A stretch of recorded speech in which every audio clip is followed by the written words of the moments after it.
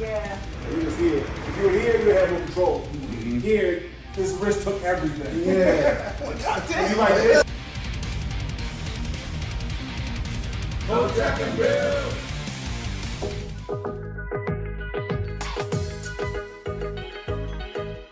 Kanye on that drum. All right, so welcome back to Sunday's Corner, everybody. How you doing, sis? Welcome to the show. Fantastic. Thanks for having me. Thank you so much for coming through. If it seems like, oh, well, she's not even giving these people intros. No, I don't give them intros. I let them speak for them damn selves. I thought my plight in life was about saving the world until I realized I didn't have the skills or the tools to save myself. Yep.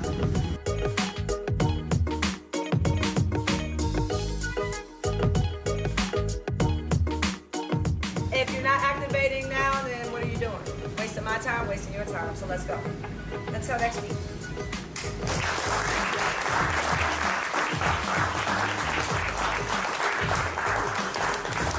Welcome. Her name is Kim Clayson. Clap it up for Kim Clayson. Love it. Kim Clayson, ladies and gentlemen. There she is. It does look good. We are going to be flipping seats. Like I said, a lot of the states did go through redistricting. Maryland was one of them, Florida, New Jersey. So we'll be flipping a lot of seats in really good areas.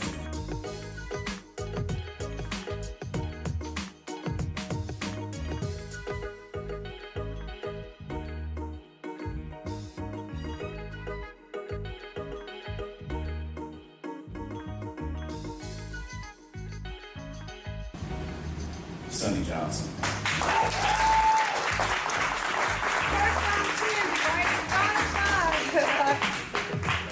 Oh, is it on? Like, it ain't like I'm not loud enough. You can't hear it. You know, I can be loud, obviously. And that, you know, before that, I was always like, I'm Hotep adjacent. You know, I would always say that. But when you got to that point, when I was like, okay, now it's Hotep. What point did you come to? Hotep Bill. The point where when you hit the realization that it's not about necessarily winning the argument or fighting with the left or fighting with, you know what I'm saying? No, it's not about that. Now, I'm going to create the platform where you can find the content. Yeah, I can try to get that handled for you. Again, it's only my second day, so if you can give me a second. How am I supposed to do this? How the hell are we supposed to do this by 5 o'clock? I have no clue. Is that possible? Hey, do you have the password to... How'd you finish all your work already? He's not tapped in.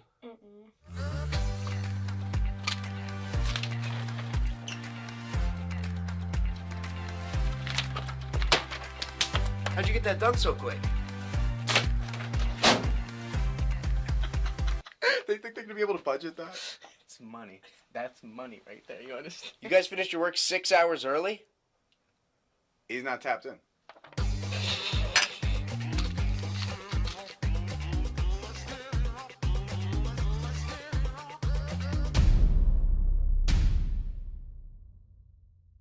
Two, one, boom.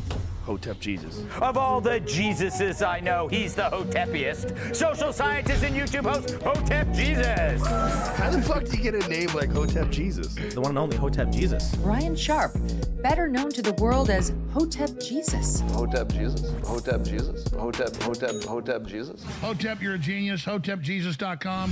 Somebody said, what do you think you are, some kind of Hotep Jesus? Ooh, and that's I was good. Just like, ooh, that's sexy. Yes, I do think I'm Hotep Jesus. Hotep, you're a genius. HotepJesus.com. Hotep Jesus. Oh, this a real Hotep brother. What up, people?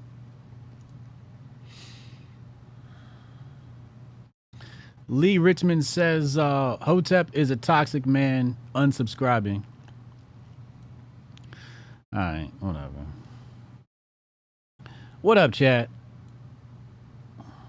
Pro 2 Cal. What up, man?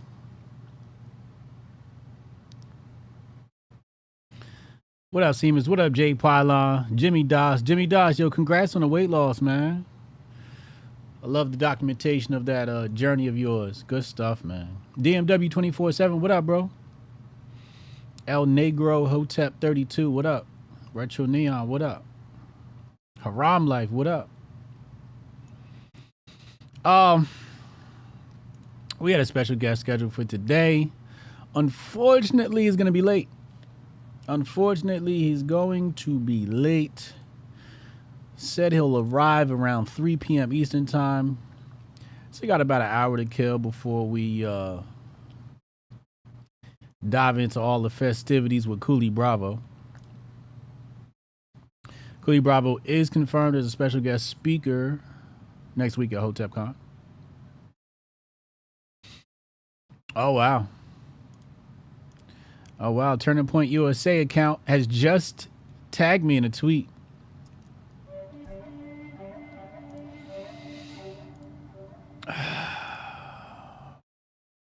Let's pull that up. Let's pull that up. Look at this. Look at this. Obviously, they liked my video I posted today. And they have, wait, what the hell? Oh, okay. Why? Wait, what? Whoa, wait, whoa. Is this a change? Is this an update I've just spotted? All right, so it used to be if I hit the timestamp, it would take you to your page. But now it takes you to the thread. Interesante. What the hell is affiliates? Oh.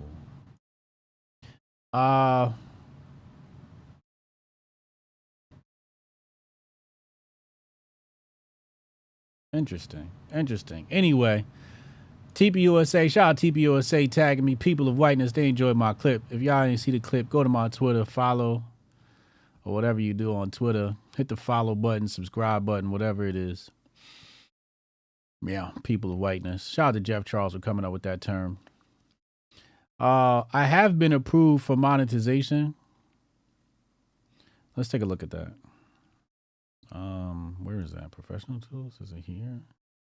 Settings and support? Or is it? Wait, where is it? Ah, monetization. Monetization. Ad revenue sharing. It says you have no payout data yet. So I don't know what's going on. They said you need more than 15 million impressions in 3 months span. I checked my analytics and I do have that.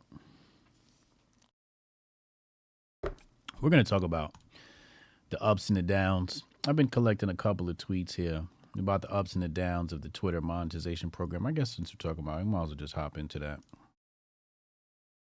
Oh, a lot of grifty shit going on too. All right, let's bring up Jeremy's tweet. And then we got another one. Did we read that other one today? Yeah, the other day.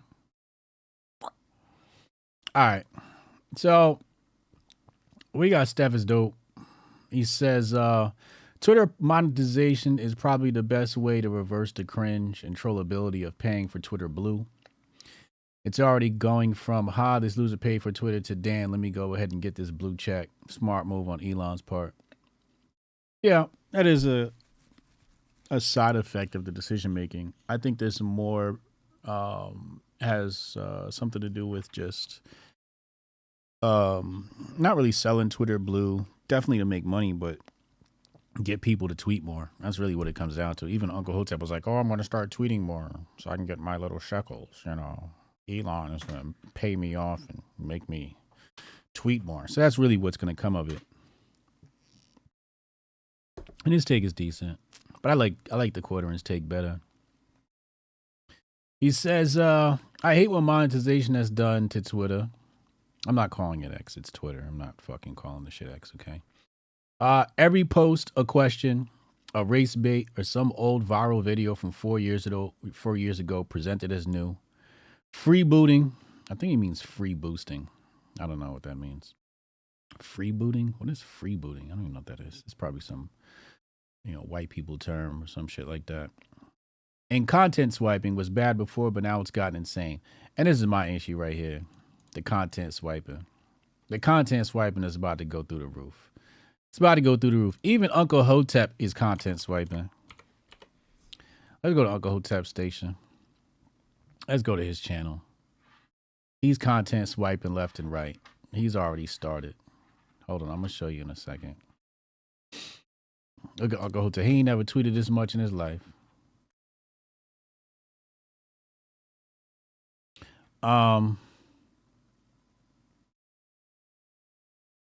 Just acting up. Look right here. He done stole somebody's video. He know he ain't make that. Uncle Hotep done stole somebody's video, posted on his page. Not a link back in the world. Not a credit. So Elon's gonna get what he wants, but the rest of us, I gotta tell you, the quality of tweets is about to go down. It's gonna go down. She's gonna be all trolling now and all engagement bait because everybody's gonna be trying to get that Elon check, that Twitter check. So, RIP Twitter. It had a good run. It had a good run.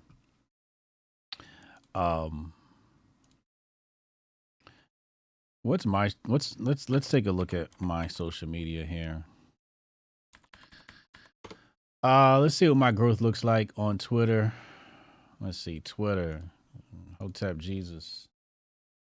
Let's go there. Let's see what my Twitter growth is looking like these days. Hold on, let me make it big for you, pause.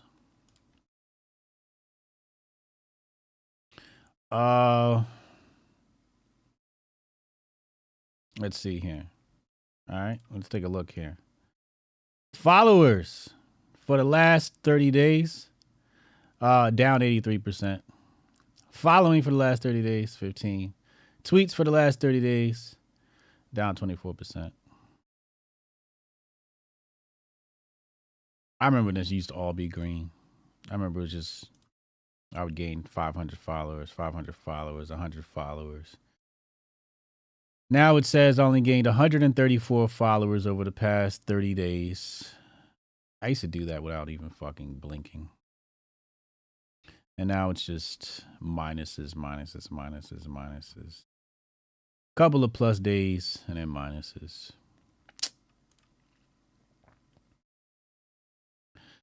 Oh, man. Just abysmal.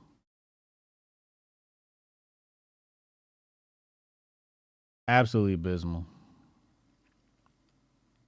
You know?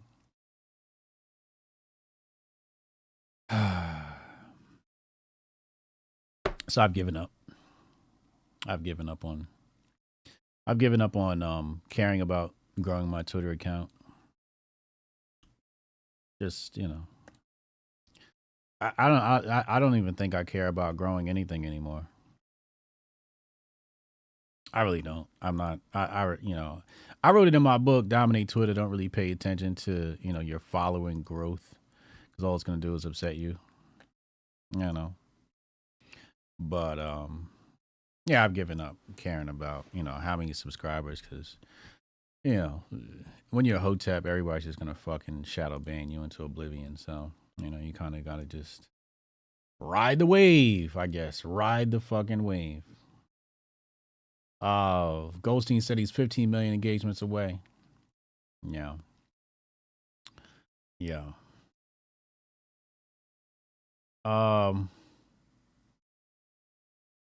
It's a data mine op, so Elon can sell it to the PDB for monitoring systems. Yeah.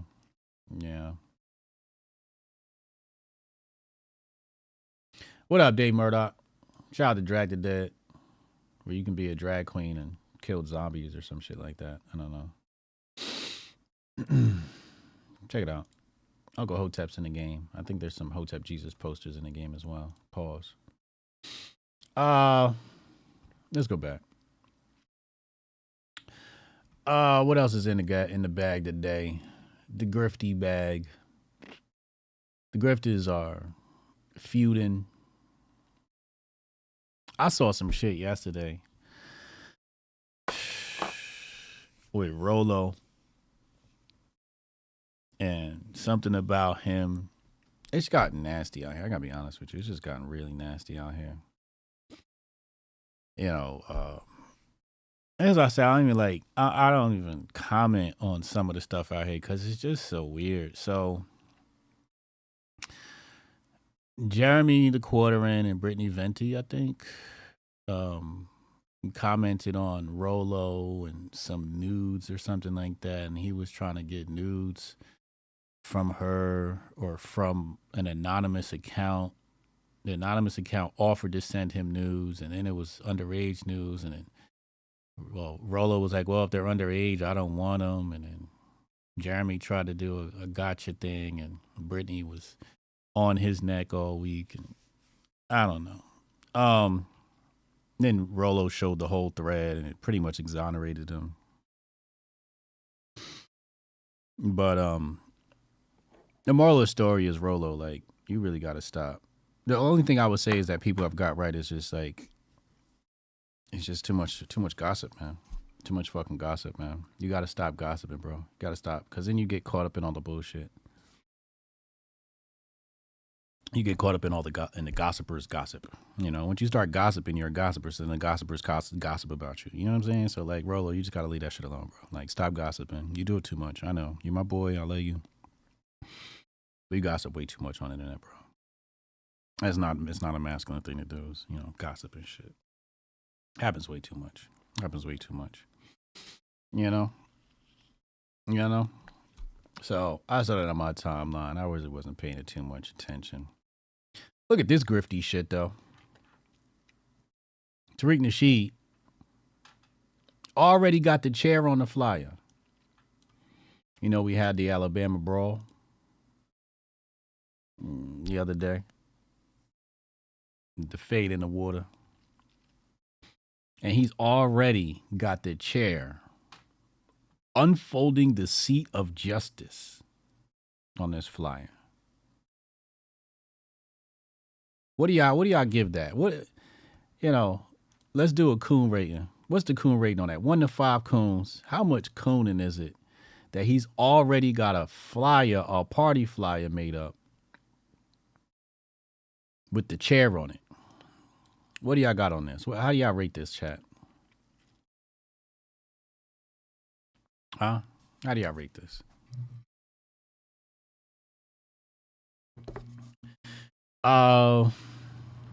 Strong Dad said Tariq is a plague over on Rumble.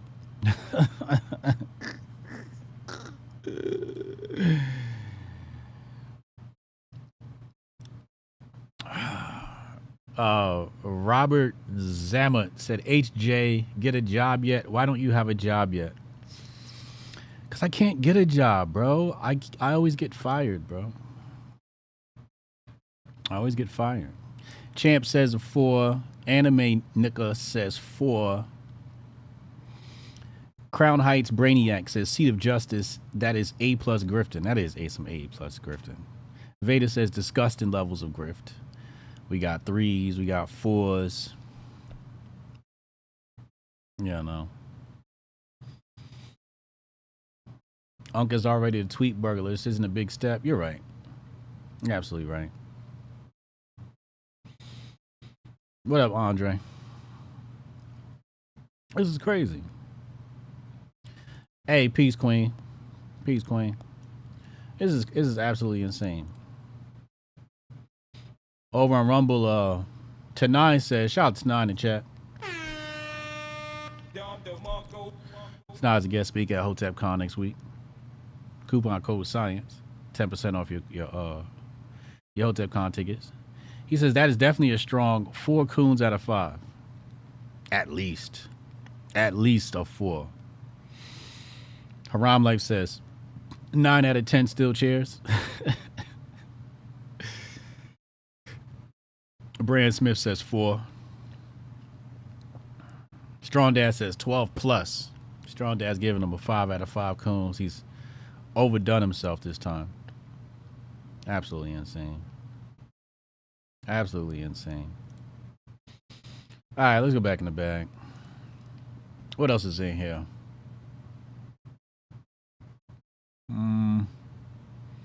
Yeah, we're going to talk about that in a minute.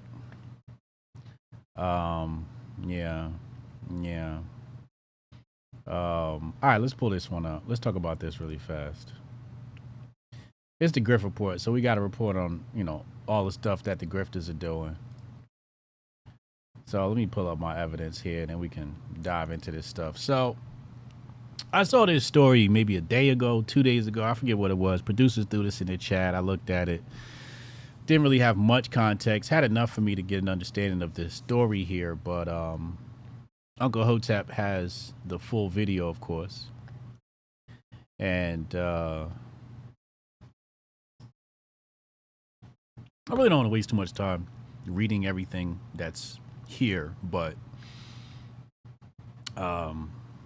black woman has a little sister, and little sister's black, and there's white people at the house. Her sister has white friends, and she's upset, and she said she's laid up with a pasty. I don't know what that means. I don't know if her little sister is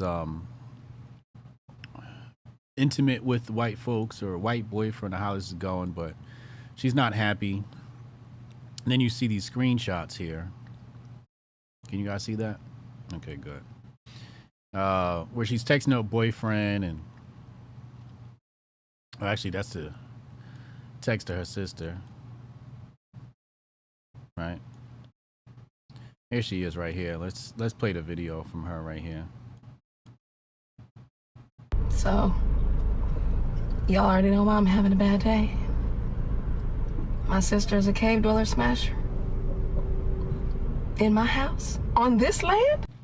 I just want to let y'all know that I'm about to do everything in my power to fuck this relationship up. And it's gonna be so fun and so satisfying to watch. So she said here, I had to call my man for backup. She says to her man, I can't believe she has this cave dweller in my freaking house. Boyfriend said, did she introduce y'all? She goes, no, she didn't. Oh my God, I'm trying to stay calm. She knows I'm racist. Well, if she knows you're racist, why would she introduce you? Does that make any sense? The boyfriend says, LOL, that man looked like a straight up Trump supporter. Pure mental illness. Pure mental illness. Healing. Told you before, our people need healing, man. They have not healed yet.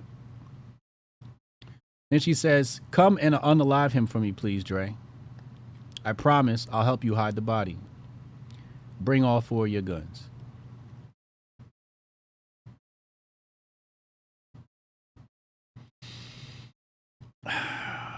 She tweets August 6, 2023, like, I'm baffled as fuck seeing a white man in my house. I can't believe it. This is supposed to be a Negro-only house. I'm so mad right now. But I also don't want to cause a scene and embarrass her. I don't know what to do right now. And then here she is with another series of tweets. I would not give a damn if, what's this say? If a white person had what my bio says, because we already know y'all evil people. So what's her bio say? Queen pick me and logical for free, pro-black men, black supremacist. Oh my God. Oh shit. So she's like a racist Hotep. Like a racist black nationalist / Hotep. Oh, this is not good. She needs healing. What else does it say here? Why shouldn't I hate white people? Why should I show y'all any love at all? Name a big historic moment where white people did anything for black people out of the kindness of y'all's heart. Oh, I love a good question. When was the last time white people in mass did something out of the kindness of their heart? Hey, remember when they had white folks in the park kissing black people's feet? Y'all remember that?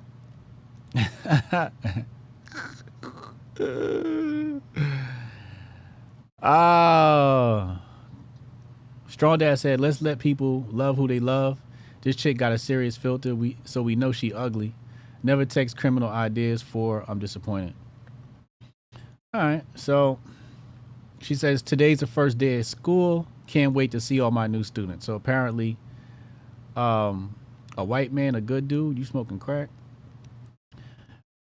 Here we go. Another tweet here says, thank God I got me a real one. I guess it's her boyfriend here. It says, school for students starts on August 7th, but teachers go back July 31. Dre, please tell me you see getting your ass ate gay as fuck. Okay, that's real soon. Yes, that's super gay. This is why I love you. Thank you for being homophobic like I am. You're my soulmate. So she's racist and homophobic, admittedly. Ugh. Yeah. Yeah.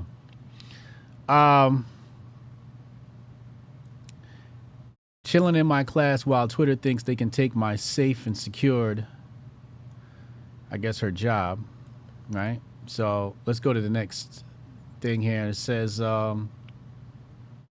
me make sure y'all can see this. Yes, y'all have found my job. They told me to delete the post, but my job is safe since I did not directly wish harm on all white people.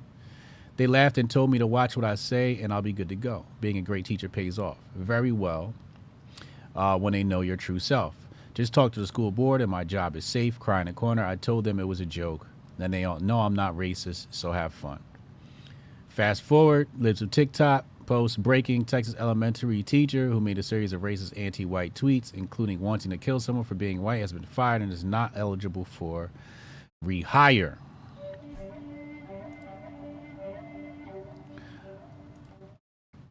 All right, let's speculate.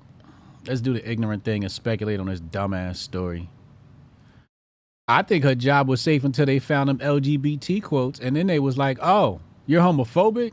Oh, we got to get you out of there. See, it was cool when you hated Whitey. It was cool when you hated Whitey.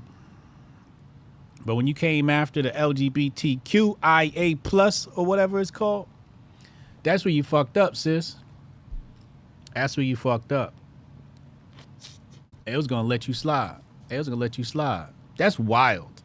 It's absolutely wild that they was going to let her slide, though. Even, let's take away the LGBT comments. The fact that they were about to let her slide.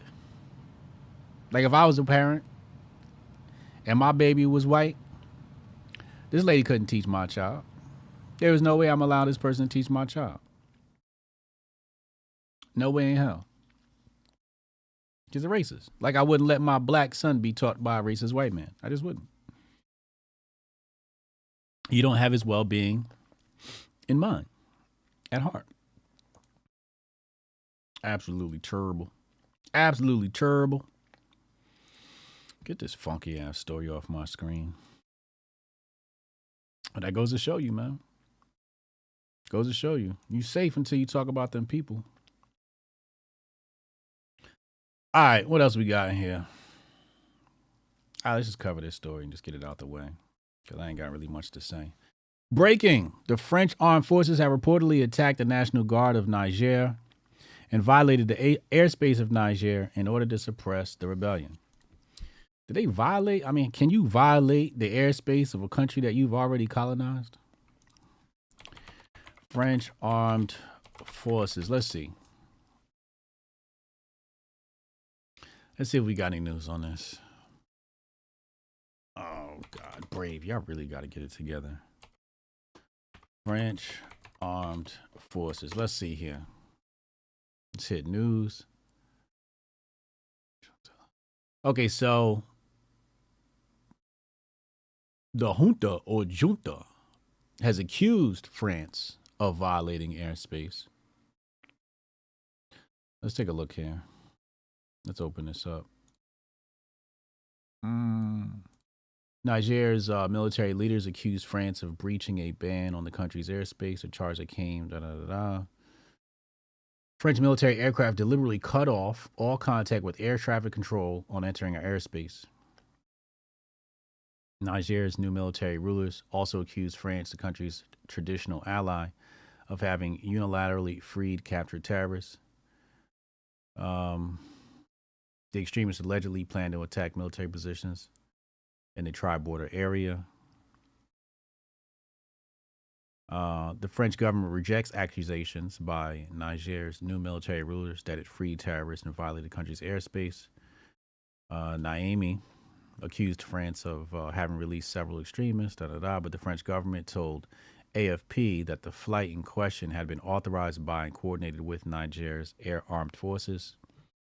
The regime had claimed France had allowed a military plane to take off Wednesday from neighboring Chad, which then crossed into Niger, defying a ban imposed on Sunday.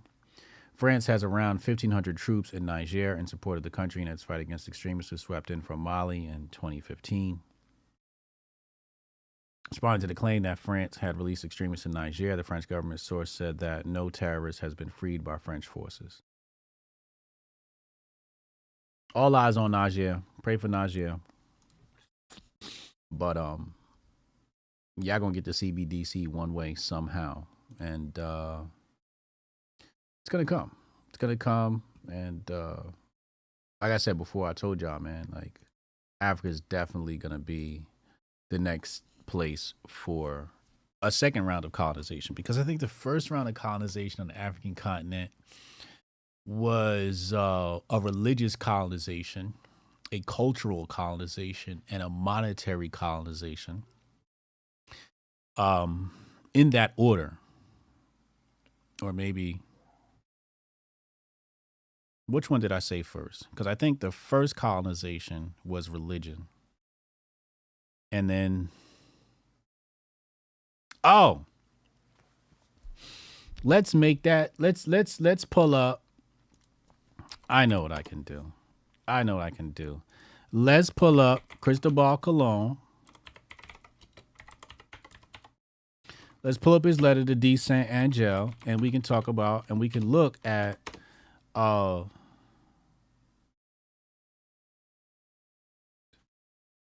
is this it? Come on, bring my highlights back. Why are my highlights not there? Why? Where are my highlights? I had my highlights yesterday. Where are my highlights? Oh. Whoa, wait, hold on. Where are my highlights? Oh, this is some bullshit. Hold on. Extensions.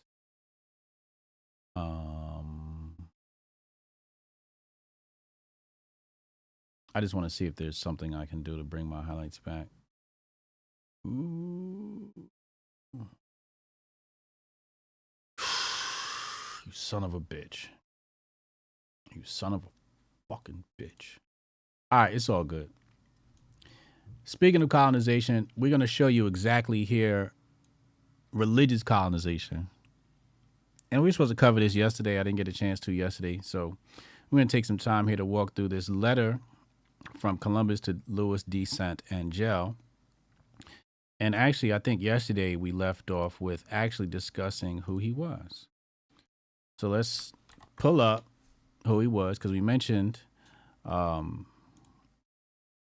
that he had something to do. By hold on, I'm gonna show you. So this first thing right here, this first line, as I know, you will be rejoiced at the glorious success that our Lord has given me in my voyage. I write to tell you how in 33 days I sailed to the Indies with the fleet that the illustrious king and queen, our sovereigns, gave me, where I discovered many great inhabitants, inhabited by numberless people. So he says that our Lord, right? This is the key word here, that our Lord. So, you know, this was a religious expedition of some sort. Religion had a very big part of this, and we'll show you in a minute. But he was addressing Lewis here. And again, Lewis is a converso, a convert, a.k.a. he was a Jew who converted to Catholicism in Spain or Portugal, particularly during the 14th and 15th centuries, or one of his or her descendants, right? So he's a converso, he's converted.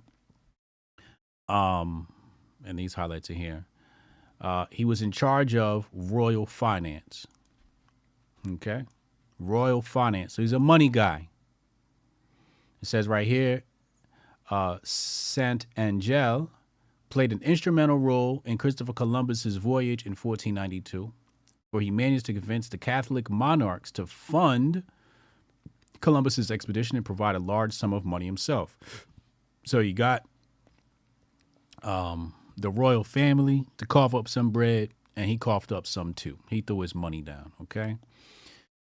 Here's the funding. It says in 1486, Columbus met with Ferdinand II, Isabella I to propose his plan of finding a passage to India by sailing west rather than east.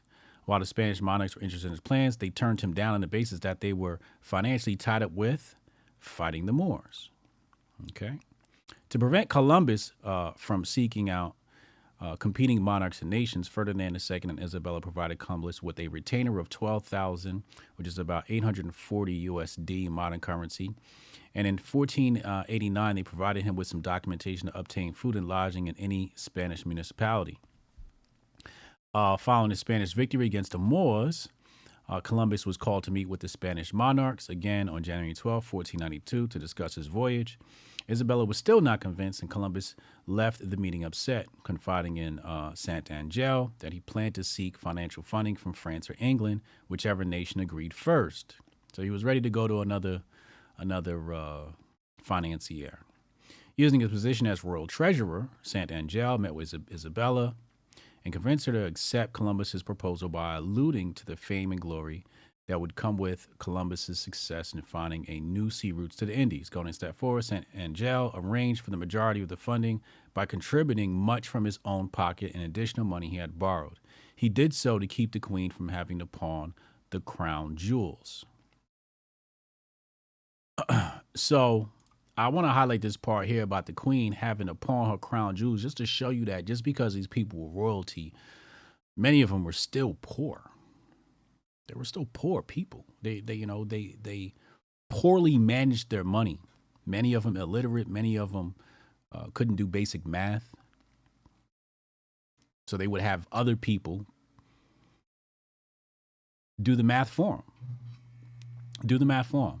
It's like saying, hey, I'm going to go get an accountant, but I don't know how he does his job. And then he ends up robbing you. Right? Well, maybe you should know how to count so you could check over the work of your accountant and make sure everything was on the up and up. All right. So let's go back to the letter from Columbus. All right. And I'm going to check on the chat because I know y'all in there with y'all conspiracy theories. I know y'all in there. Huh? Look at them. They go Goldstein. They go Strong Dad. Huh? There they go. Halou said we need another Joe Rogan interview in 2023. All right, we're gonna make that happen. Why Niger support Russia?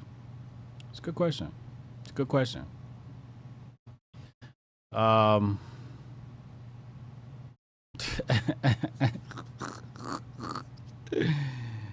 Here we go. All right, let's continue. So he's talking about his Lord. Kings and queens gave him his money, right? We all went through the backstory, how he got his money, So he's a little broke boy. And he says he discovered many islands inhabited by numberless people. Now, a couple of myths we're going to dispel here.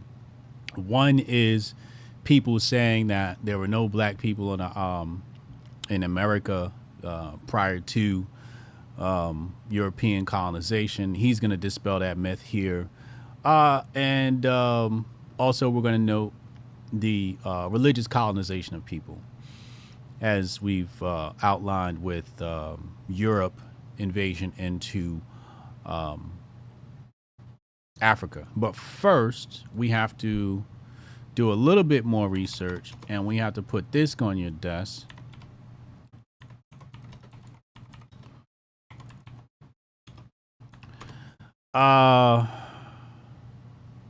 So we got this one right here. So we got Papal Dum Diversus.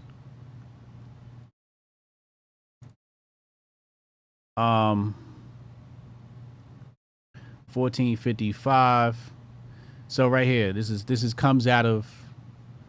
comes straight out of the religious institutions of Portugal.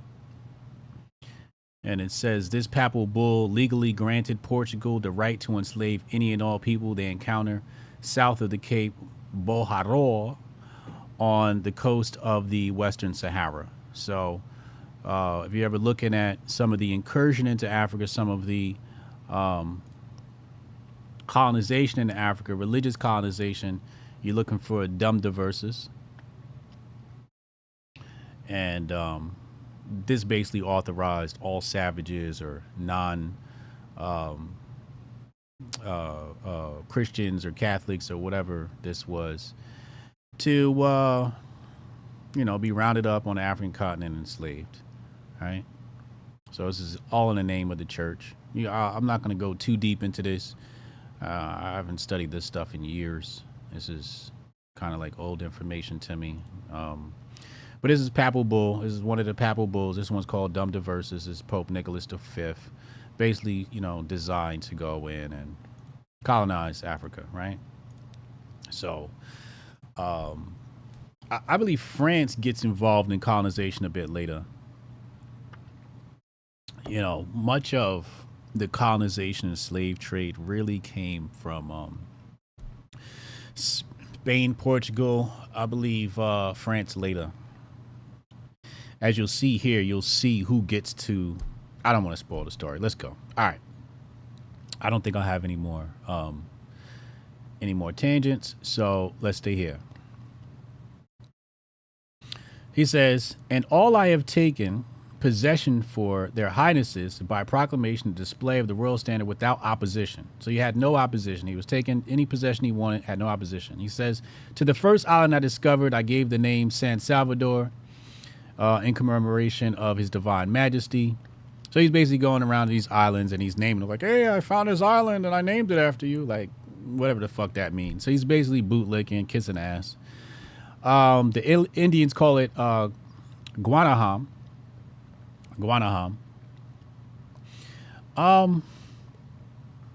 Which island is this? Is this Guam? No, that can't be Guam. This is I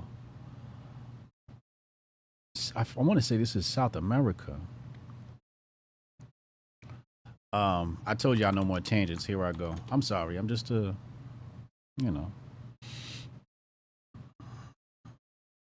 San Salvador Island. Right. Okay.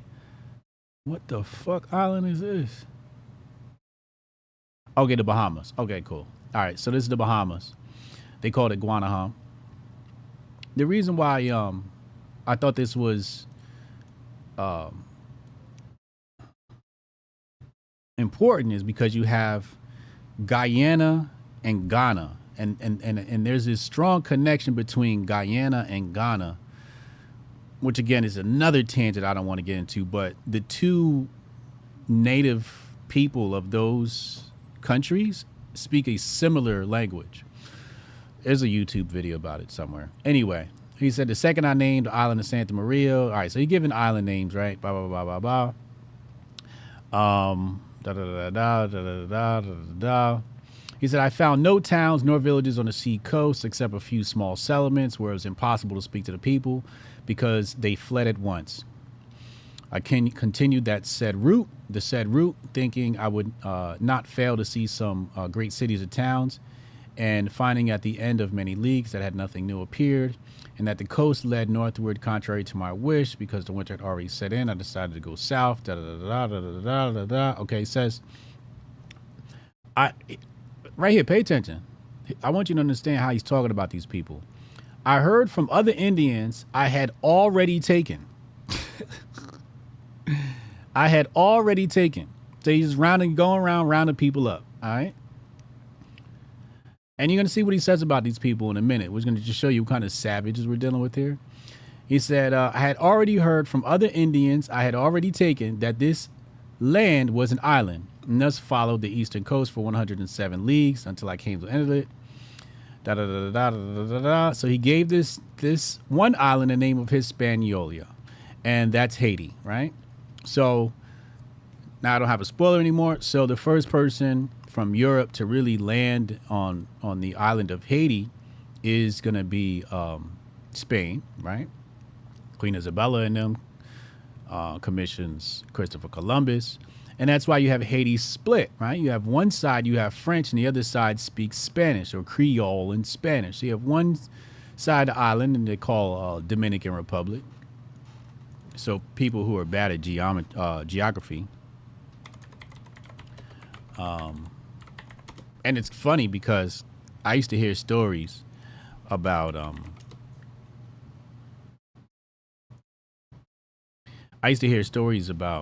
how if you're caught on the wrong side of the island, then that was your ass. Like the police would arrest you, etc., etc.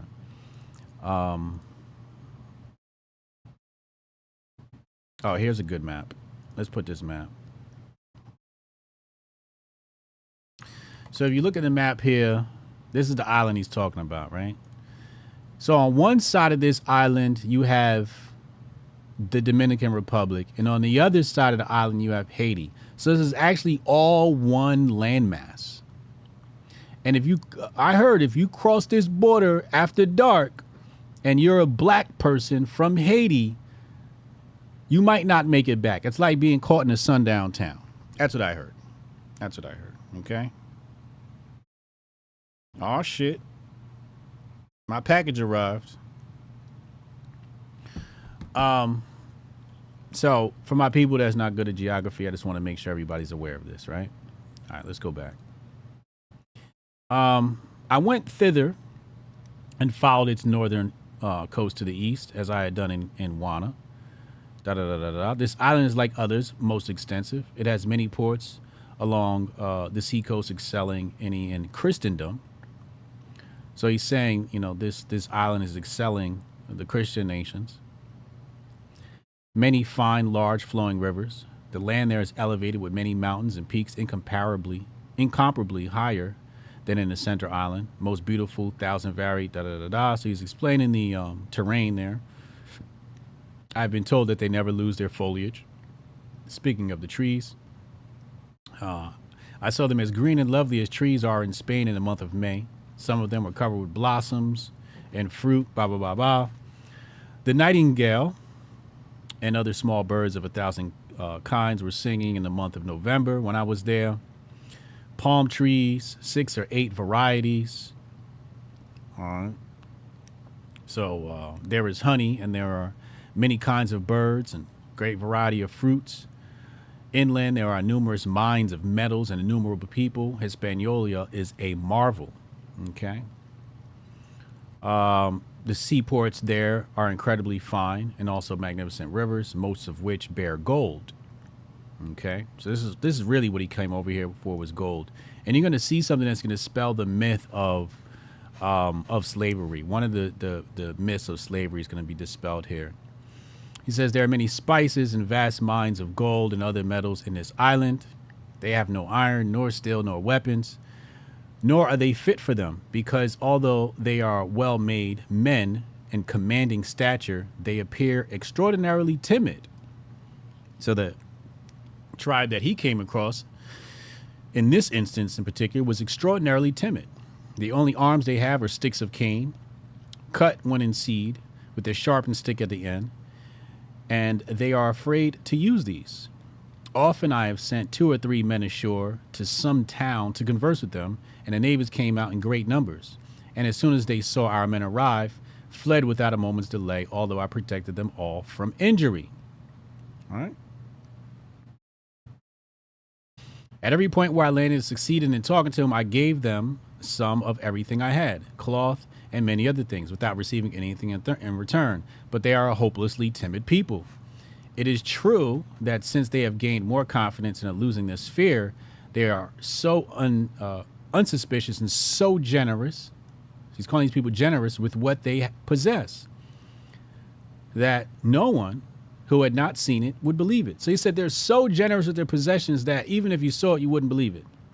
He said they never refuse anything that is asked for. They even offer it themselves, and show so much love that they would give their very hearts. That's what he's saying about these island people, this particular set of island people. Timid, loving people. Whether it be anything of great or small value, with any trifle of whatever kind, they are satisfied. So he said, I forbade worthless things being given to them, such as bits of broken bowls, pieces of glass, and old straps, although they were just as much pleased to get them as if they were the finest jewels in the world. One sailor was found to have gotten for a leather strap gold of the weight of 2.5 castellanos, and others for even more worthless things, much more, while for new blancas they would give all they had. Were it 2 or 3 castellanos of pure gold, okay. Even bits of the broken hoops of wine casks they accepted. So basically casks of wine broken, they were giving them like basically worthless thing, and then they gave in return what they had, like fools. And it seemed wrong to me. Okay. So he has a little bit of a conscience here, somewhat of a conscience. I forbade it and gave 1,000 good and pretty things that I had to win their love and to induce them to become Christians. Now, this is the part I'm talking about here. Now, I just like to say this part here about, him saying it seemed wrong. We don't know if that's honesty or just him writing to D. Saint Angel trying to make himself look good in his eyes, because, again, these are religious people. So we don't know if he meant this or this was a slight. But anyway, to induce them to become Christians. So this is what I was talking about before when I was talking about the religious colonization of people.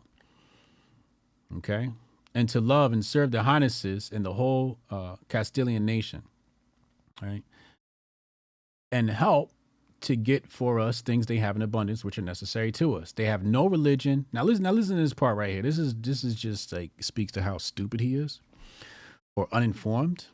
Maybe he needed the internet. But anyway, he says they have no religion nor idolatry, except that they all believe power and goodness to be in heaven.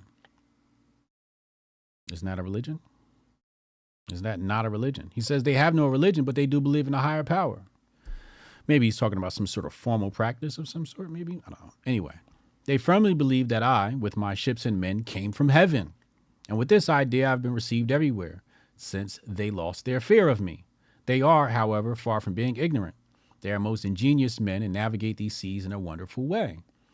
So right here, this is what I was talking about. I was going to dispel the myth about black people in the Americas. He says they are ingenious men and navigate these seas in a wonderful way and describe everything well, but they never before saw people wearing clothes nor vessels like ours. Directly, I reached the Indies in the first isle I discovered. I took by force some of the natives. Again, taking people by force. That from them we might gain some information of what there was in these parts. And so it was that we immediately understood each other, either by words or signs. They're still with me and still believe that I came from heaven. They were the first to declare this wherever I went. And the others ran from house to house and to towns around, crying out, "Come, come, and see the man from heaven." Okay? So these people perceive these colonizers as beings from heaven. Okay? Which tells you how long these people been in the bush. Then all, both men and women, as soon as they were reassured about us, came, both small and great, all bringing something to eat and drink, which they presented with marvelous kindness. All right. In these isles, there are a great many canoes, something like rowing boats of all sizes, and most of them larger than an 18-oared galley. All right. So, people say there was no black presence in the Americas. Meanwhile, Haiti's right off of our coast. And these people have a great many canoes, he says, something like rowing boats of all sizes. Now listen to how he describes them. He says, they are not so broad as they are made of a single plank, but a galley could not keep up with them in rowing. So he's basically saying the boats in Europe couldn't keep up with these boats. He said, because they go with incredible speed. So these people, these natives, have fashioned boats that are faster than the boats that are comparable in Europe. And with these, they row about among these islands, which are innumerable, and carry on their commerce. So these people had their own economics, and they were trading, and they were moving about. Okay. And they said they row about all of these islands. So I'll have you believe that nobody decided to take a boat to the America and settle there. Right. So there's no this is what people will believe, that there's no way there could have been African presence. There's no way these people had boats. Meanwhile, 1400 something, the natives who were just hanging out in the bush have boats that move faster than those of Europe. All right. This is his words. This is Christopher Columbus's words. This ain't mine. All right. He said, I've seen some of these canoes with 70 and 80 men in them. Each had an oar. So not only were these boats fast, but they weren't small either. They weren't small either. 70 or 80 men could fit in them.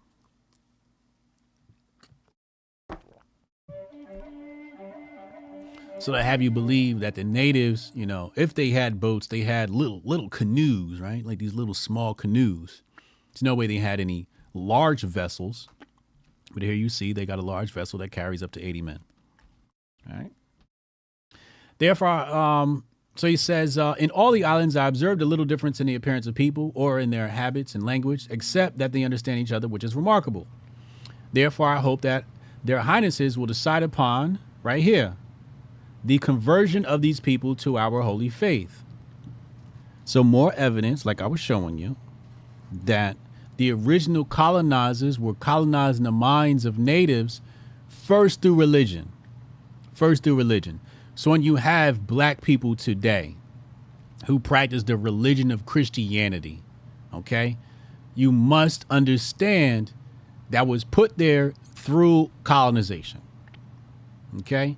You are not celebrating this until Christopher Columbus landed on your shores and forced you and coerced you and convinced you to take on their religion.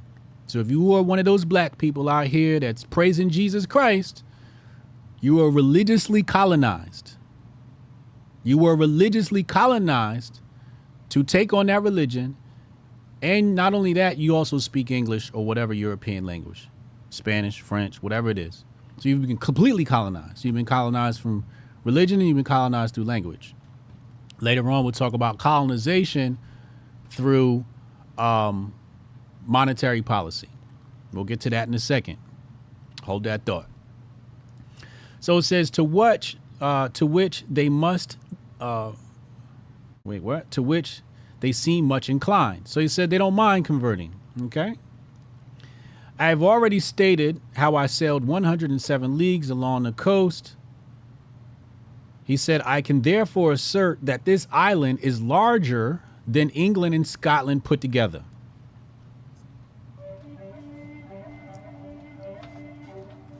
Now, I don't know if that's actually true or not, but that's based upon his own assumptions, right?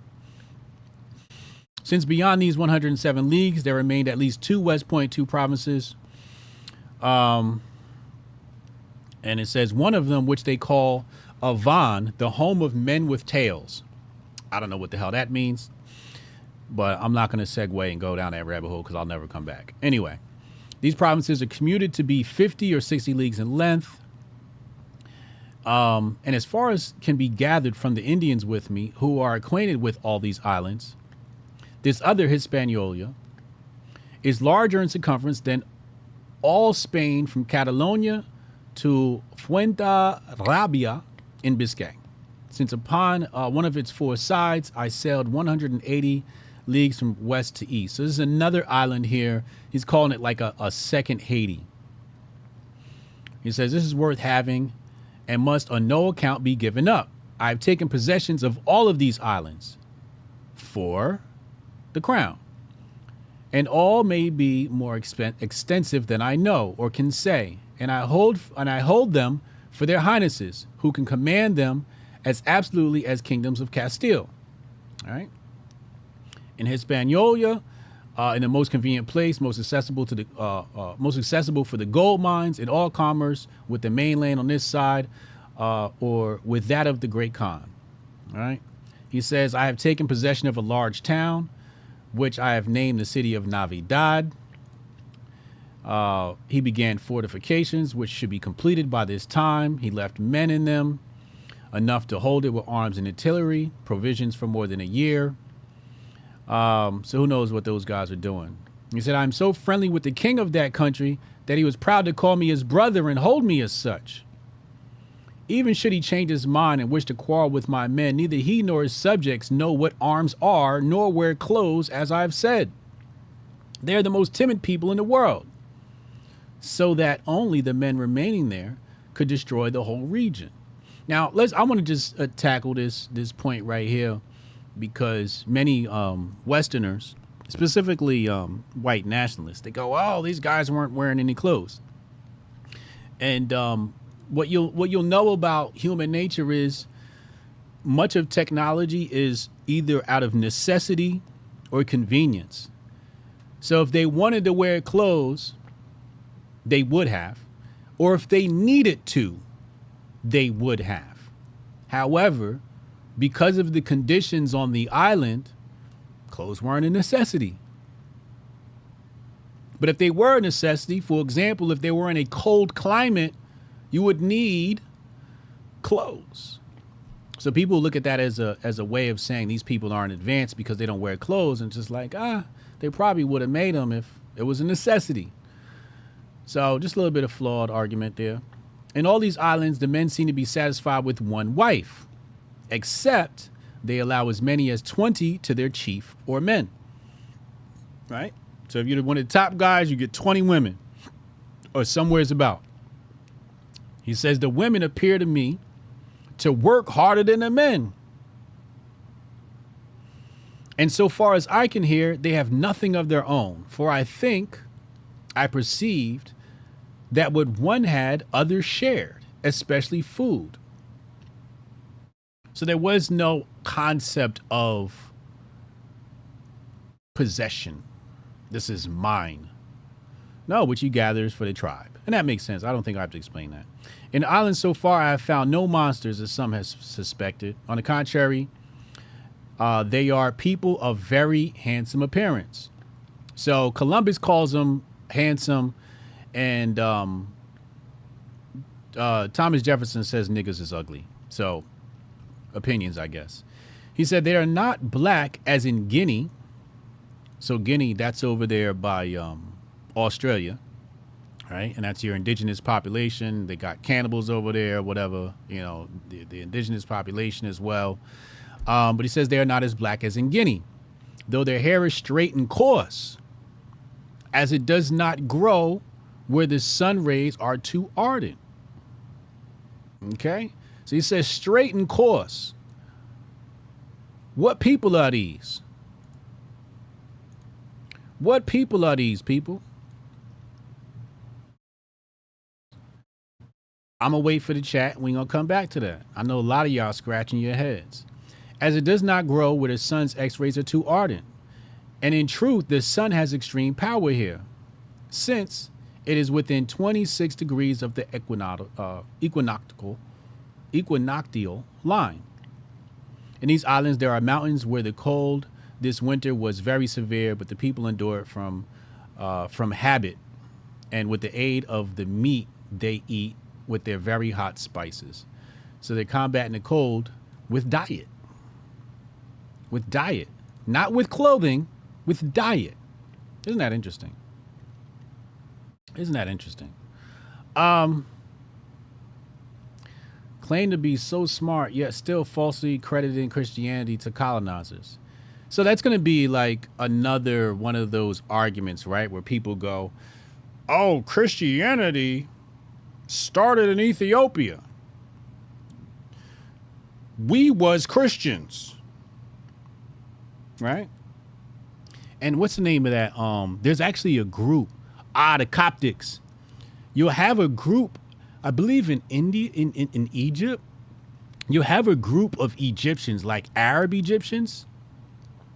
And you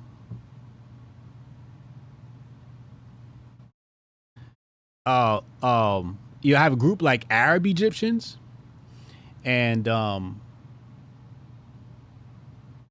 they want to claim whatchamacallit, like they are the true or original Coptics. And then when you go look, you'll see the original Coptics are Africans, right? Black Africans. So you have people that say, hey,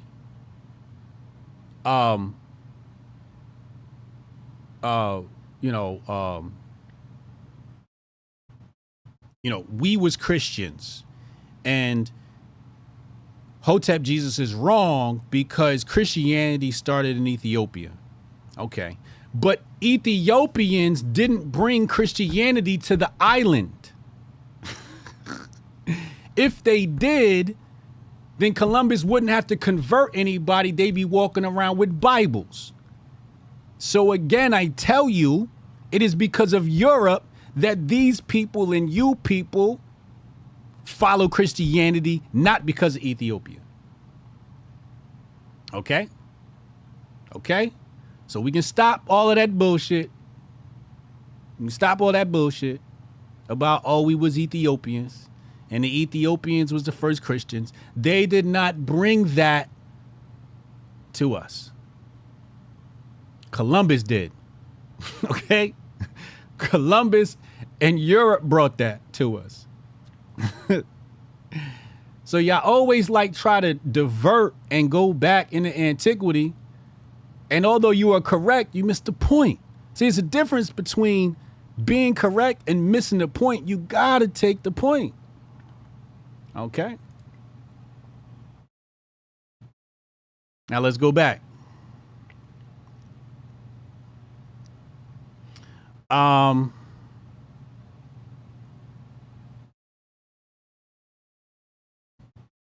Now let's deal with the hair. They said the hair was straight and coarse. Straight and coarse. Brian Nichols says that's the Native Americans. Somebody else said Mexican or Puerto Rican. Somebody said Italians.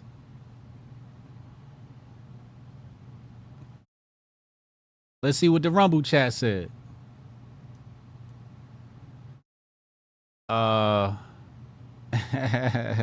Strong Dad said we was Kemetic.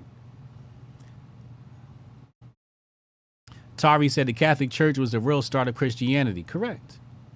Correct. It was a reboot. Like let's help people. It was a reboot.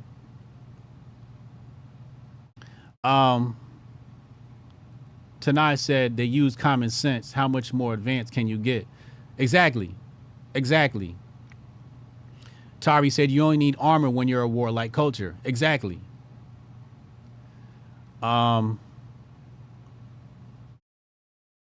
He said, I hear they passing out folding chairs on the banks of Niger. Oh my God.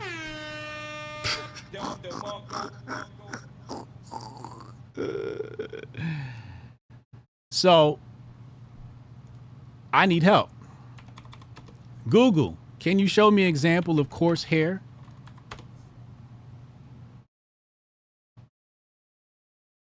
Let's go here. Google shows me this as coarse hair, right? Which is curly, but he says it's straight. But he says it's straight and coarse. So what people is that? Some of y'all say Native Americans. One day I'm gonna do a presentation on the genetics of Native Americans, and you niggas is gonna lose y'all mind. But I can't do the presentation until I study genetics for a year straight, because the material I have, I can't understand. Like, I can follow it and see the connection, but when they start talking about, you know, the different letters and numbers that represent things, I don't know what those letters and numbers stand for. So once I find out what those letters and numbers stand for, I'm gonna do my presentation on the natives, and I'm gonna show you who their genetics come from. It's gonna come one day. I just got a lot of studying to do before I get there. Okay. So he says, as for monsters, I have not found a trace of them except at the point of the second aisle. as one enters the Indies. Oh shit, Coolie here. Hold up.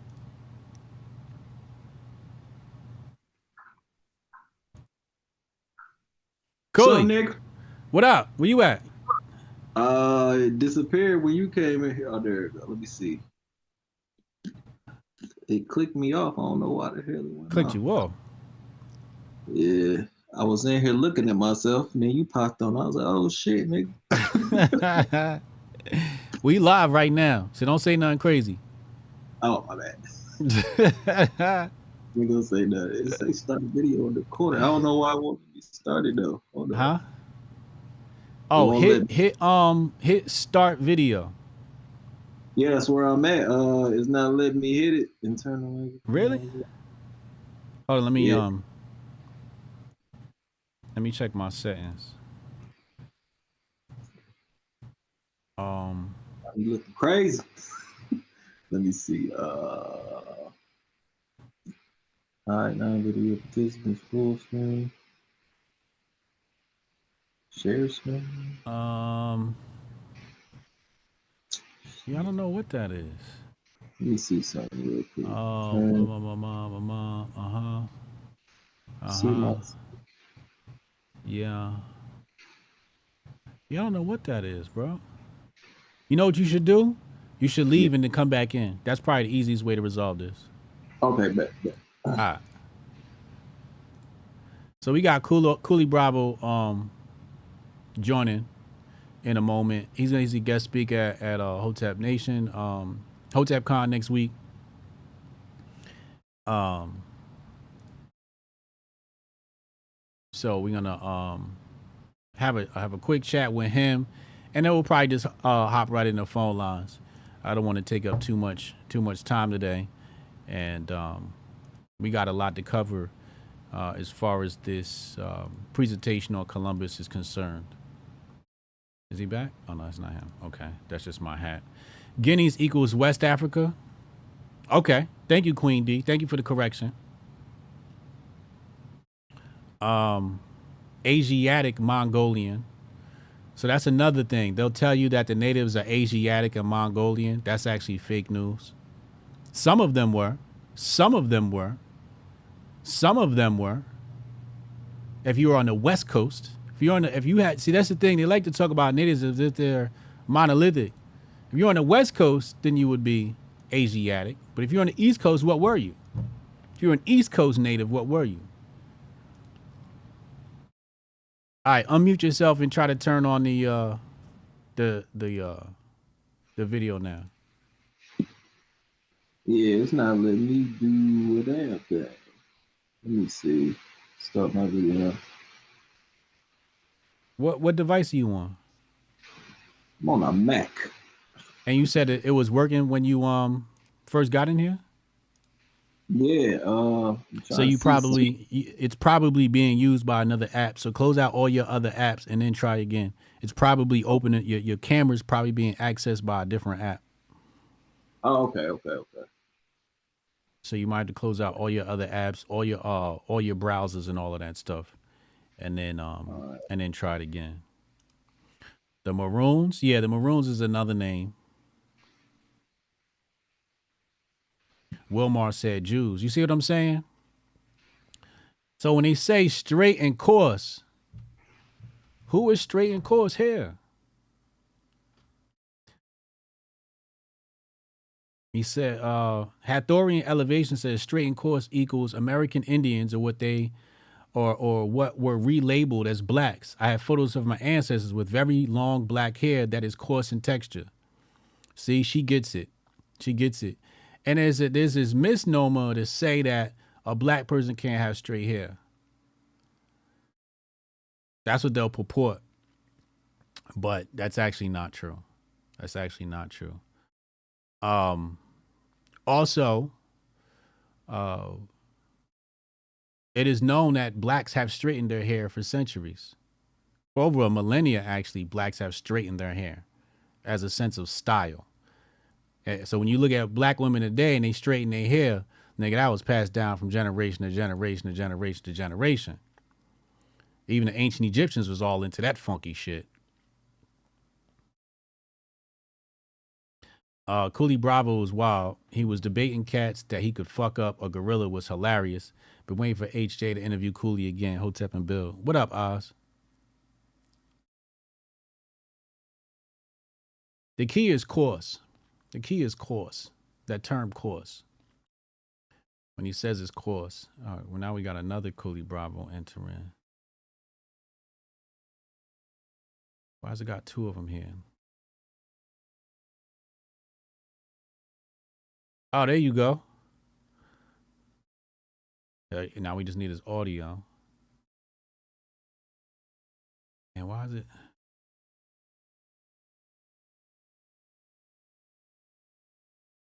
Hold on, let me try and how do I remove. Oh, cancel. All right, Coolie, you there?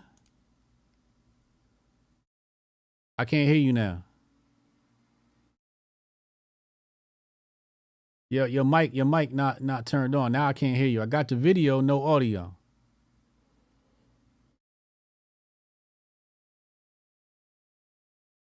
My apologies for the technical difficulties, y'all. You know, usually we get these things settled in the green room. All right, now I can hear you. Oh, there we go. All right. Coolie, what up, man? What's up, man? Chilling. How you feeling, bro? I'm all right. You looking forward to next week at Hotep Con? Hell yeah. You know what's crazy? I didn't even know I was speaking until I read the shit today, and I said, "Oh, this nigga got me speaking." What I'm talking about? We're gonna be talking about gang culture. Say what now? Gang culture. Oh, okay, cool. I can do that. You can do that? Yeah, I can do that. Weren't you once a gang member? Yes. Hell yeah. This shit tattooed on me. That's why the police can fuck with me. Don't get tattoos, kids. It's identifying marks. Is it true that once you're a gang member, always a gang member? No. Really? Where gang members go if they don't die or get locked up?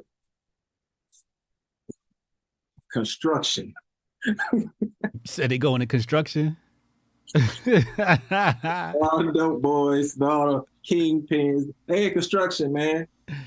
You can get away from gang life. It's tough, but shit, you can do it. So the gang not gonna come fuck with you? It depends on what gang you is. It's like I know I was vice lord. Ain't nobody gonna fuck with me anyway, because it's just certain people you're not gonna mess with. Yeah. So it's like it's case by case. I mean, even I catch myself, what you call it, light gang banging sometimes. Mm-hmm. You know, when somebody say some crazy shit to me, I be like, "Hey man, watch your mouth," because I don't mind going to jail. I do, but I don't. Right, right. And you're from Chicago? Yeah. What are your sentiments on the state of Chicago today? Is there hope for Chicago? What are some of the things that led to the downturn? Is Chicago better than when you were there? Is it worse? Is there any hope? What's your scope on Chicago? Because for me, I'm gonna tell you a little bit of background on where this comes from. Every time some shit go on in the news with Chicago, the red whites pop up and go, "Oh, look at Chicago, look at Chicago, look at Chicago." And I'm like, nigga, right down the street from me, motherfuckers is dying at a higher rate than Chicago. Chicago ain't the only place niggas is getting shot at. You know but you know where that come from? I hate that shit too. But it's only I said this before, I tell people this all the time. The reason why Chicago got a light shined on it is because one, drill got real popular, which is crazy because people been rapping like that for years. I don't know why all of a sudden drill come out and then all of this is a big deal, because drill wasn't out in the 1920s when Al Capone went around Chicago killing motherfuckers. So, I mean, Chicago always been like that. But the only reason they put a light on Chicago is because the gun laws, and remember, well, I ain't gonna say remember, but in the 90s, they started coming down on guns, right? So the three targets was the three biggest cities, LA, New York, Chicago. Now, through the 90s, going through the 2000s, LA and New York kind of calmed down. Chicago is on a steady upcline. So everybody goes, what the fuck is wrong with Chicago? And the answer is it was the tearing down of the projects in the 2000s. If you're from Chicago, you know why the violence went up. Because like the 90s was worse than it is now. I tell people all the time, I said, Chicago is not as bad as it used to be. It's just still so bad that it looked crazy compared to everywhere else now. Because it's not the highest, it doesn't have the highest murder rate. That's a myth. Murder rate is per capita. So you can have a small town where 100 murders take place. That murder rate will still be higher than Chicago because Chicago is big anyway. When you're in a big city, more people are going to die because it's like rolling dice. The more people are there, the more people that's going to die. Yeah. I mean, that's just statistics.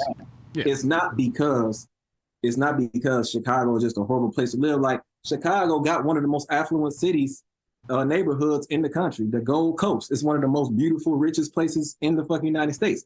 Y'all just focusing on the South Side and the East Side, and you picking up on the crimes, but overall, it don't have the highest murder rate. Sometimes it don't be even in the top 15 or nothing like that. It's just a lot. It's the third biggest city. Like you can't get away from it being a lot of murders. Just like you can't get away from LA and New York having a lot of murders. It's the three biggest cities. Like you gonna come with that. But if you take a small city like what the fuck Kansas, and all of a sudden they have 200 murders, and there's only like 5,000 people that live in that town. Now that's an actual issue because it's like why the fuck this happened? Like something happened. But that's why like 400 or 500 murders, nobody says anything. When it starts creeping up to 600 and 700, that's when it's like, okay, what the fuck? Yeah. Because it's places like Philly and like Detroit, like they'll have the higher murder rate, but they still talking about Chicago. I'm like, Chicago murder rate. Now, granted, nobody should be getting killed. I mean, most people, I ain't gonna say some people be deserving that shit, but going out like that is not normal. It's common, but it's not normal. It's a difference between common and normal. In big cities, it's very common for a lot of murders to happen. Now, that's not normal, but it's common. That's what murder is. Murder is one of the most common but not normal things. And like a lot of people don't understand the difference between common and normal. Right. Like it's just city size. And what made that shit happen in Chicago is in the late 2000s, like 06, 07, 08, they just randomly want to tear down the damn projects. Now, what happens when you mix? It's already a gang city. It's a gang city. So now you mixing all these people together. Now all of a sudden, instead of being from a different neighborhood, now you from a different street. Now you beefing with the dude right around the corner. He was in a different neighborhood. Like I give you an example. I'm from over east. Now that would be 71st Street and all that. I'm from East 71st. I never had to go over to Inglewood or like Woodlawn.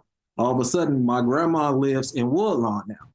And because I'm my grandma's favorite grandchild, I'm always over her house now. Now, all of a sudden, I see dudes I don't like more often. I didn't have to see these dudes at first. But since all the projects down, now everybody displaced. Now you don't know where nobody at them. You could just be at the store one day and they're like, oh shit, that's dude that shot at us last week. It used to be separated. Like you knew where your ops was at. Now you don't know where they at until they reestablish shit. Like I give you a perfect example. The 63rd versus 64th shit. Them dudes grew up together. They was all friends. There's literally a street and a half, like this shit right there. Like it's right there. Back in the days, they would have been cool. They would have been together. Now it's like, oh, fuck your street. And it's like, it's the dumb. I had a beef like that. It was some dudes literally around the corner. Not like right around the corner like they are, but it was some dudes literally, you go down the street, you go 2 blocks up and 2 blocks over, and that's where the smoke was. And it's like, I thought about that shit one day. I was like, these motherfuckers, we live by each other. Like, we damn near in the same neighborhood. Matter of fact, it is the same neighborhood. Now it's not neighborhood versus neighborhood, it's more street versus street. That's what made this shit weird. Because everybody was displaced and dispersed. Everybody in new. It's basically like refugees in their own city. Now you somewhere else when you was always over here. Yeah. That's what it was. And now you ever step in an anthill Yeah. That's what pushing the projects did. Everybody just spread out. Now everybody everywhere. So that makes sense. Are you familiar with the politics of the city? I think they got a new mayor now. Man. Have you been keeping up with it? I don't pay it. But man, because Chicago's so fucking corrupt, it don't even matter. Like, it's like we got, y'all like, I'm talking about if you want to do a ranking of like most corrupt fucking city, like Chicago up there too. Like it's always gonna be top most fucked up something in Chicago. Like it's all like they don't even. I remember I was in a hotel downtown when Lori Lightfoot ass raised the bridges on the protesters. She did what? I was right across from the Trump Tower. And I looked and I see the fucking bridges covered up. I said, why they do that? I was like, the bridges were covered up? Huh? What was covered up? She lifted the bridges to go. She trapped them downtown. The Trump supporters? You don't remember that? Man, it was on the news and everything. I was like, look at and I was right. I'm looking out the window and I'm looking at it. I said, who did she trap? The protesters. I don't even know what they were protesting for. Wait. This is the BLM shit. Yeah. And I was looking. Yes. Was so funny to Thank me. you. You fucking jogged my memory. I was trying to figure out what this shit was. Yeah. I was trying to tell motherfuckers that once upon a time the Democrats didn't fuck with the BLM protesters. Bro, they did, bro. Nobody, bro, when they wishy-washy as fuck, bro. They just do shit. They just be doing shit. Like, I don't even think the mayors of shit Chicago know what's going on. They don't know what the fuck is wrong with the city. They just be doing shit. And you said she trapped the people with the bridge? Yeah. It's a bridge you go across in Chicago. It's downtown. It's in London House. Trump Tower is right there. Mm-hmm. I don't stay in the Trump Tower because I can't afford that shit. But London House is right there. It's another hotel right there. And I'm looking at the bridge, and as the protesters trying to go across, she gave an order to lift it, I guess.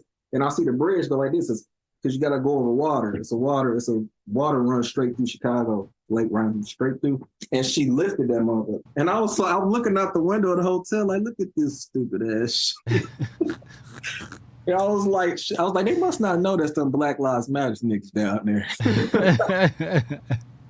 Because that's who it was. I saw the signs and shit. I was like, what the fuck going on? They was just randomly bored one day. And I was like, what the fuck? I think it was might have been after the George Floyd shit, I think. Nah, it wasn't Floyd. Huh? It wasn't Floyd. It was something. It was one of them shootings. Oh yeah, it was. Was it Trayvon? No, it wasn't. Jay. It was. This was more recent. I don't remember. Because BLM did so much shit. I don't keep up with they shit either. Yeah, they've been up to so much shit. Sometimes it runs together in the memory. I totally get it. Yeah, last time I talked about them is when they asked when that little girl stole that damn money, that $10 million with her stupid ass. Oh, Patrice Cullors? I told y'all niggas. Remember they tried to burn me at the cross in 2017 for this shit, man. Because I said it was a scam. I said, bro, legitimate black organizations do not get supported by the fucking government, bro. Are you stupid? I say, why would they be writing it on sidewalks, government pavement, walls and shit? Like, that is not real. Can you say that? Can you say that quote one more time? Because I don't think the people heard you. You cannot, an organic black organization does not get support from the government, bro. These motherfuckers got commercials. They got motherfucking decals on the NBA courts and shit. They got this shit on pavement. I'm like, bro, look at this. I say, did you ever see a Black Panther shit on the court? Back in the damn 60s and 70s, when Dr. J Nam was running around the NBA, did you see a Black Panther logo on the NBA court? Hell no. They don't want no exposure for these niggas if it was real. Like, come on, bro.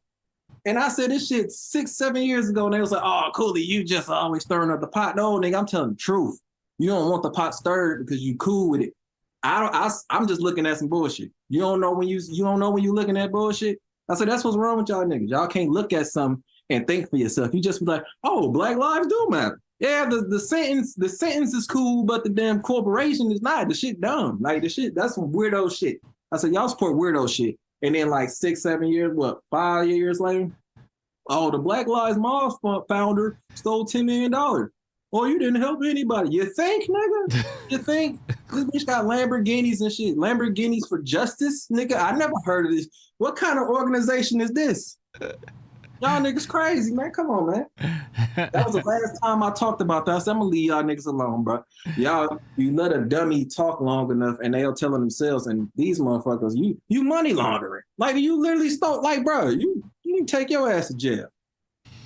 Yeah, I had the same sentiments, Coolie. I want to talk about that with you, right? Where you spot the hoax, you spot the rules, you spot the agent that is Black Lives Matter or whatever it is, right?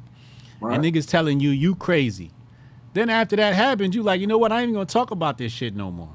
Right, because that's some, what you call it? I don't want to call them house niggas because I don't like insulting black people. I hate insulting black people, but I have to call certain niggas stupid because, bro, like, I'm not crazy, nigga. You crazy. Like, it's you projecting. Like, you literally telling me you what you are. Like, you the dumbass. You the one. And they y'all, I can't believe the word woke then turned into a fucking cuss word now. Like it's an insult. Like, hey, I said, nigga, you using it as an insult is fucking crazy. I said, woke just mean aware, my nigga. Like, for example, I know if I tell you my grass is real and you can go outside right now and you could literally tell my grass is fucking fake. That's just awareness, nigga. Like, you know it's a lie. Like, that's all it is. It's not nothing deep. It's not nothing deep or complex. These niggas acting like woke means something else. I'm like, bro, what do you think woke mean? Like, and they be saying this. They used to call me a woke Hotep all the time. I said, bro, I said, that's your problem. You want to label me something. That's your niggas' problem. If I don't agree with one thing, I have to be another. Instead of just me being my goddamn self. Just like when I used to slander Joe Biden all the time. They used to say, oh, you must be Republican. No, nigga, I'm not Republican. I'm Vice Lord. I don't give a fuck. I'm just telling you this nigga be on some bullshit too. I said, the dude with a history of specifically fucking over black people is not wild to y'all, and y'all call that nigga Uncle Joe. You ain't my fucking uncle, nigga. The fuck out. I said, what's wrong with y'all? This ain't like you ever see some shit and you feel like you the only one that got some sense. I be looking around like, is this what the fuck is what's going on, bro? Like, can y'all not see this shit too? Like is we in the goddamn Matrix and I'm the only one unplugged or something? Like, you niggas crazy, bro. And then they got the nerve to call me crazy. No, you crazy. I just have an adult brain, bro. That's all it is. You a remedial ass motherfucker. You talking about every time shit fly back in their face, they be like, oh, see, this is why I don't support so and so. I say, no, if you use your own brain, you know it's called this motherfucker make my hair hurt talk about this.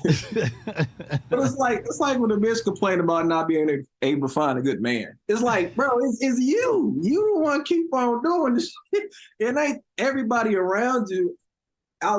Everybody around you ain't crazy. It's just you. Is you are different from, like. It's just stupid shit, man. Like, I'll be all day talking about this shit, man. Like, yeah. We got to save some of this for Hotep Con next week. I want to change gears and talk about a different topic now. Okay. Elon Musk has bought Twitter. What are your thoughts on Twitter before Elon and then post Elon, even 2012 Twitter? How do you compare the different eras of Twitter from then to now? Do you like it better now or you like it better then? What do you make of all that's happened with Twitter? Man, Elon is like a badass little kid. Like, he just messing with shit. There's nothing wrong with it. And even some of the shit he did is nothing wrong with it. But for the most part, I'd be like, bro, what are you doing? Like, I just got a motherfucking notification today. He talking about follow limit. I only follow one person a day. Like, the shit is malfunctioning. Like, you ever seen a meme with the dude standing at the little tech shit with his hand on his hip? That's Elon. Like, he just in there doing shit. I don't know what his plan is or what he doing, but the X shit was so corny. Now my shit look like a porn site when I'm opening the app. Now, what's X? My son on my phone like, what's X, daddy? I'm like, well, let me see it first. I'm like, oh, that's Twitter. What are you doing? Like, I don't know. Is he trying to stick it to somebody he don't like? I don't know what he doing, but like, the app, I ain't gonna lie, the app getting worse. Now everybody trying to get paid ad revenue shares and shit, and your tweets was trash then. They're even more trash now. I wish y'all would stop. You ain't talking about shit. I don't know, man. Something wrong with that dude. I don't know what he doing. He like I don't even know how to categorize him. Like I don't know if he like an anti-hero or a dumbass or I don't know what he doing. Like what is your character? Like, I cannot figure this dude out. And I saw he liked one of my tweets when he said the pancake waffles tweet. I said, you had the nerve to like my tweet and then you gonna take my other account right after that, you piece of shit. Yeah, he snatched another one of your accounts. Yeah, he snatched a new one, but my old one popped back up for some reason. I don't know. I was like, maybe he traded me. He traded me the account that would have made me a lot of money. That's what he did. He was like, yeah, let me get that one. I saw him giving out $15 to you niggas, and y'all went crazy. So you think the platform has gotten worse? This shit always gonna be worse. It ain't even Elon's fault.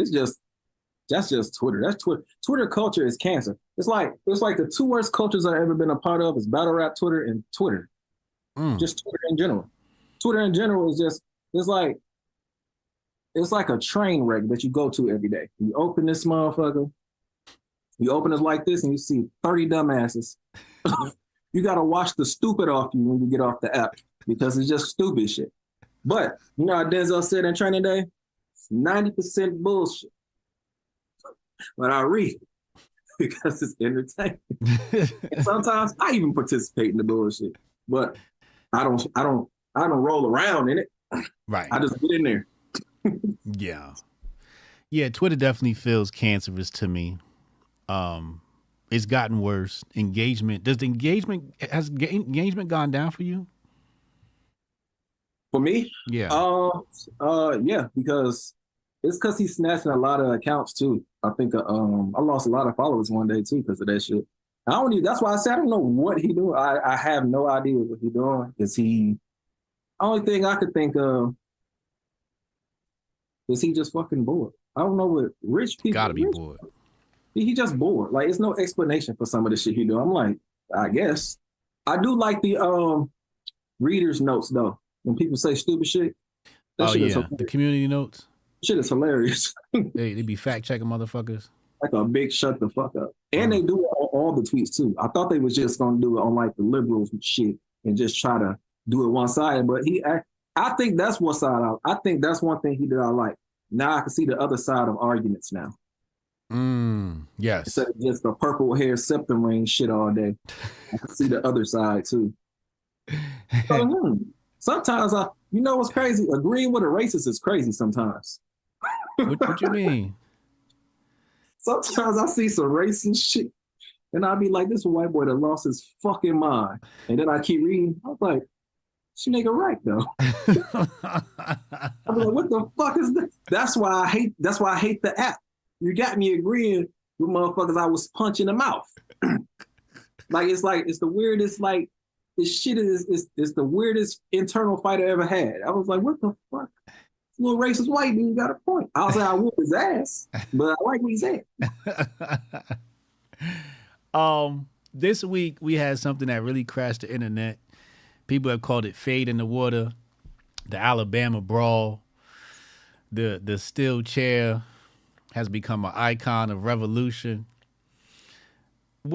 How do you look at this event, and what were your initial reactions? What were your reactions after the things have settled in? What are your reactions to the reactions? And what do you make of all this? How would you explain this to somebody? After I got all the facts, I had to research to see what happened. Right. When I first seen the dude hit Shorty with the chair, I said, damn, he go to jail. And the police ran right up on me. I said, now what could she have possibly done? Me being black, I know to do more research. I said, nah, she did something. Or she was a part of something. Two of those could be true. So I went back and saw, and I see a 7-on-1 fucking handicap match on the black dude. I said, oh, fuck them up then. What the hell? Little dude swam across Olympic style. I said, yeah, get that little nigga in the Olympics right there. I like him. I like the initiative, you know. I like the ass whoopings. I mean, Nah, y'all should just whoop their ass. I was gonna say could have been handled better, but sometimes people just need their ass whooped. I ain't gonna lie. Yeah, that's it. 7-on-1. It's kind of like, 2-on-1. You maybe could have talked to them. Like once you get past 2, you're overdoing it, and you gotta get your ass whipped. You know. Yeah. But I thought the chair shit was funny. The chair memes is corny as hell though. I was like, please don't make the fucking chair black people symbol. Like that shit was weird. I said, y'all lame as they dragging me to the ground now. But I like that shit. I like the ass whooping. It's been a minute since I seen a good old fashioned ass whooping. That was some good old white versus black. Because that was in what, Alabama? Yeah. I've been locked up in Alabama. They like 1700s racists down there. Okay. Yeah, so they probably deserve That's true. it. That's true. They are 1700s racists down there.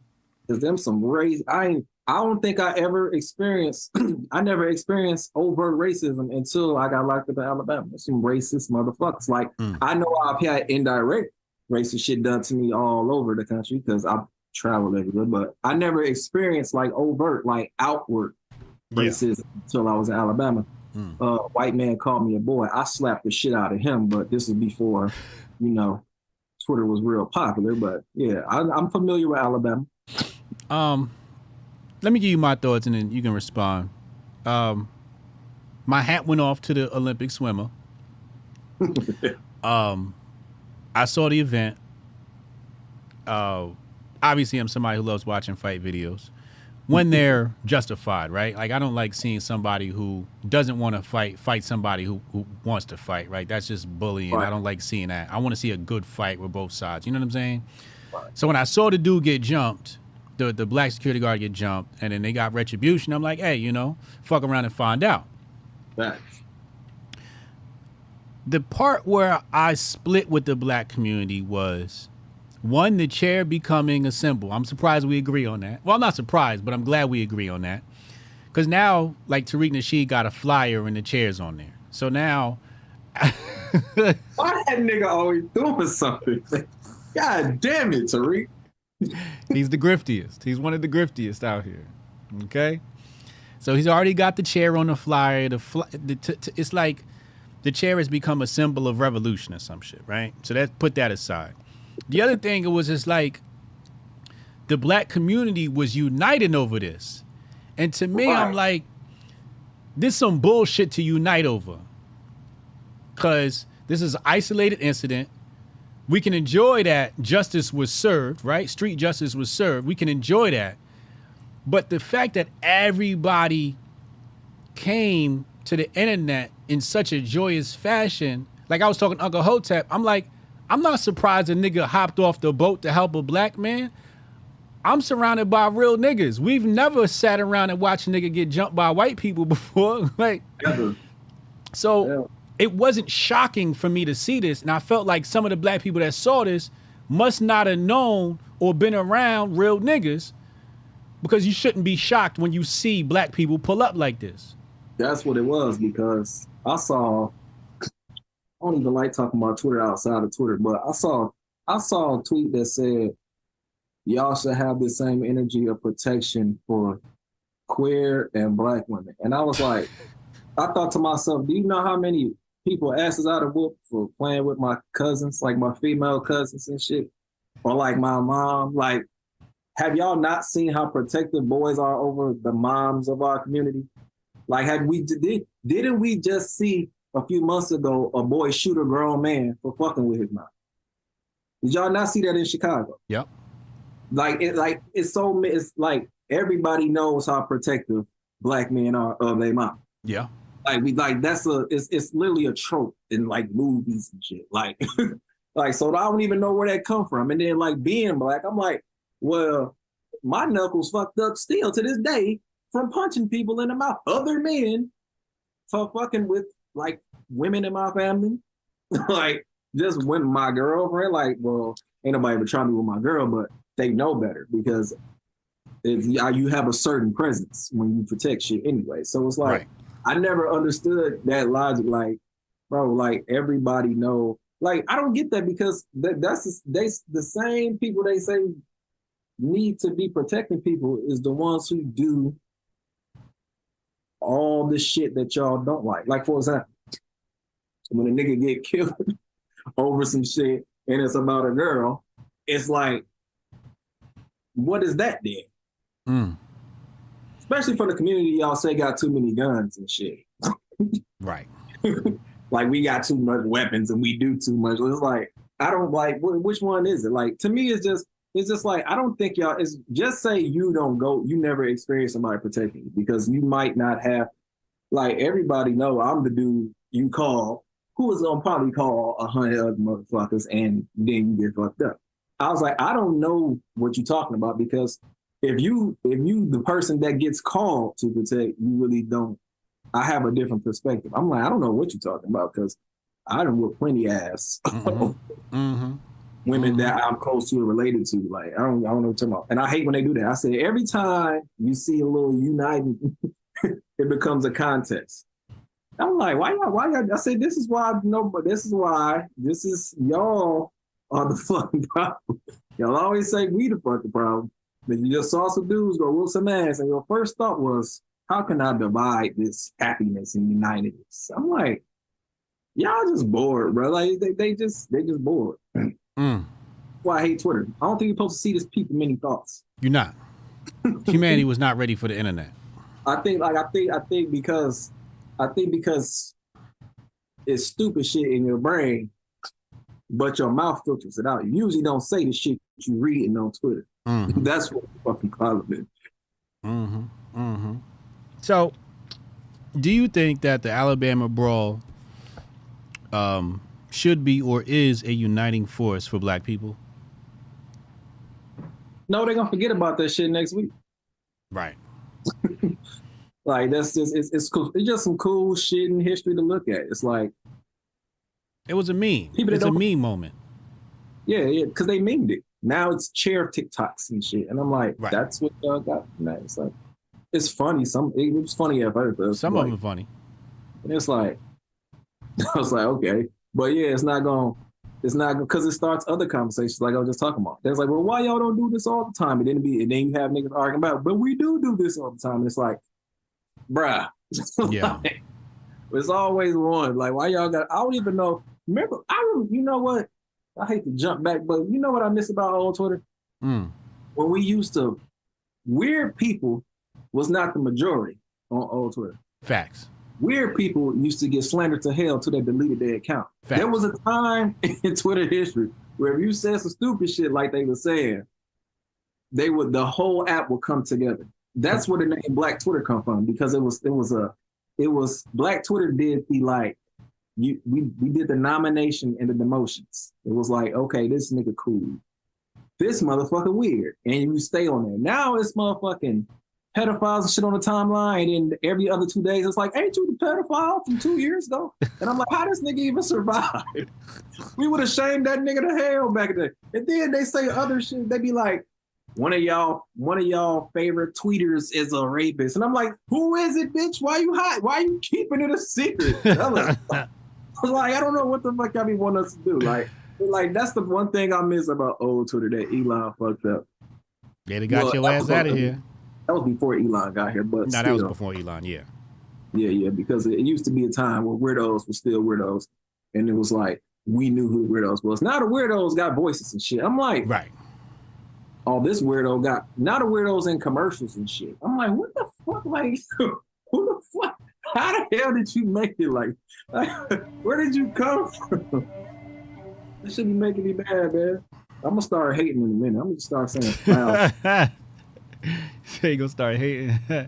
Just start saying foul shit to people.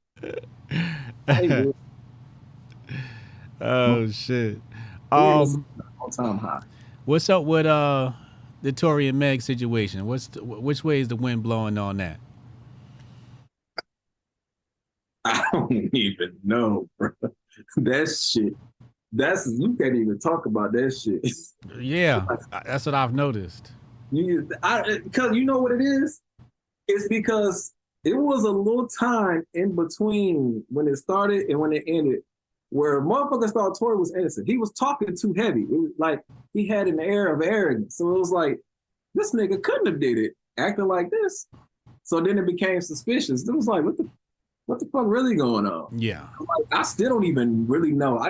That's why I never tweeted about it. Right. I never said nothing about it. Never said. I was like, I don't know.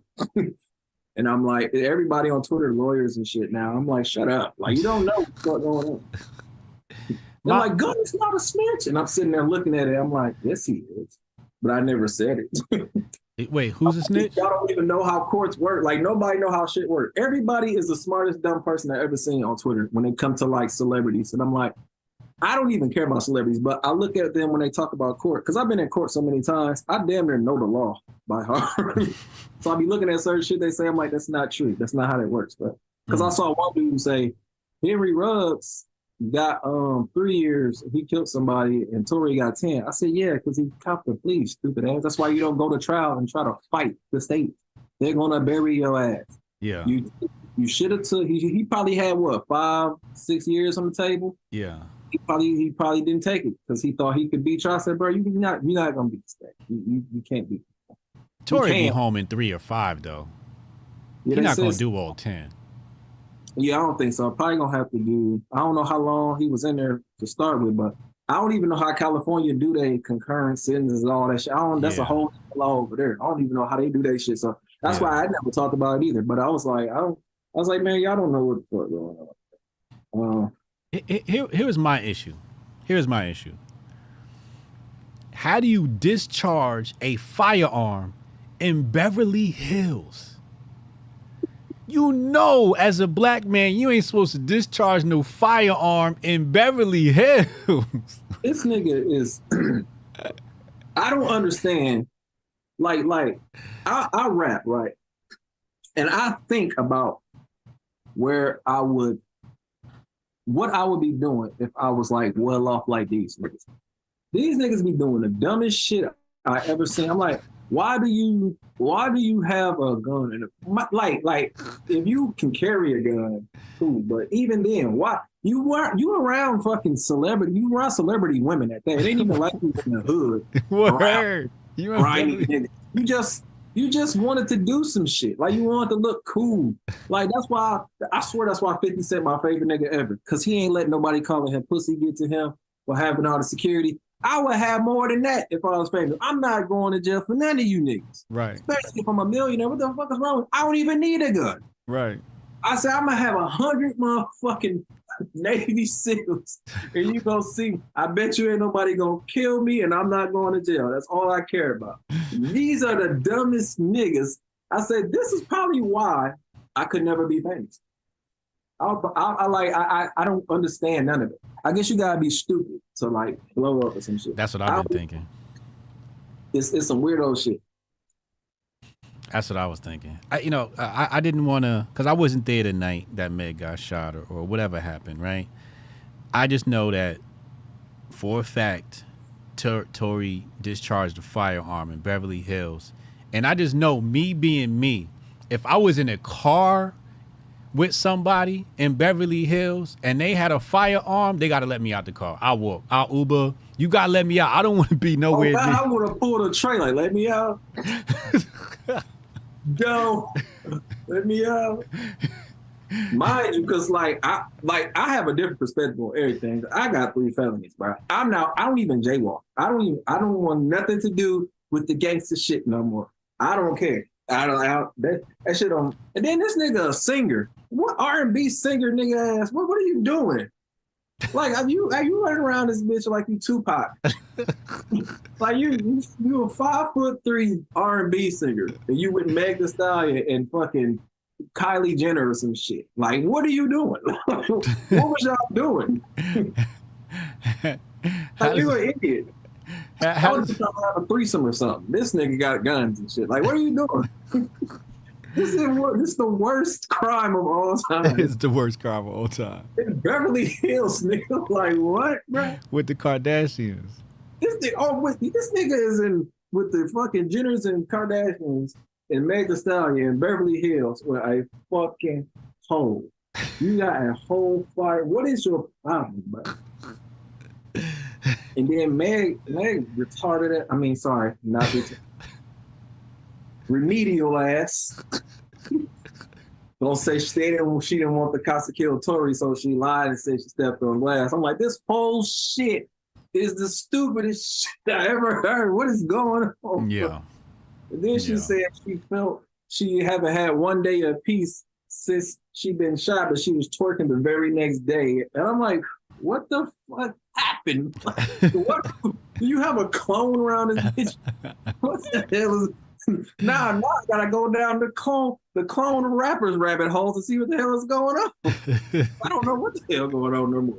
What are you doing? Did you see they clone Tyrone?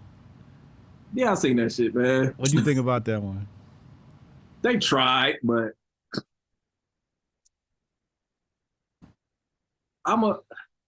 it wasn't bad, but it was maybe because I already pay attention to that shit, so it was it wasn't a bad movie, but the concepts was, I got it, but I'm like, maybe because I want them to go harder. I said, nah, the great drinking shit, and chicken shit, that's cool.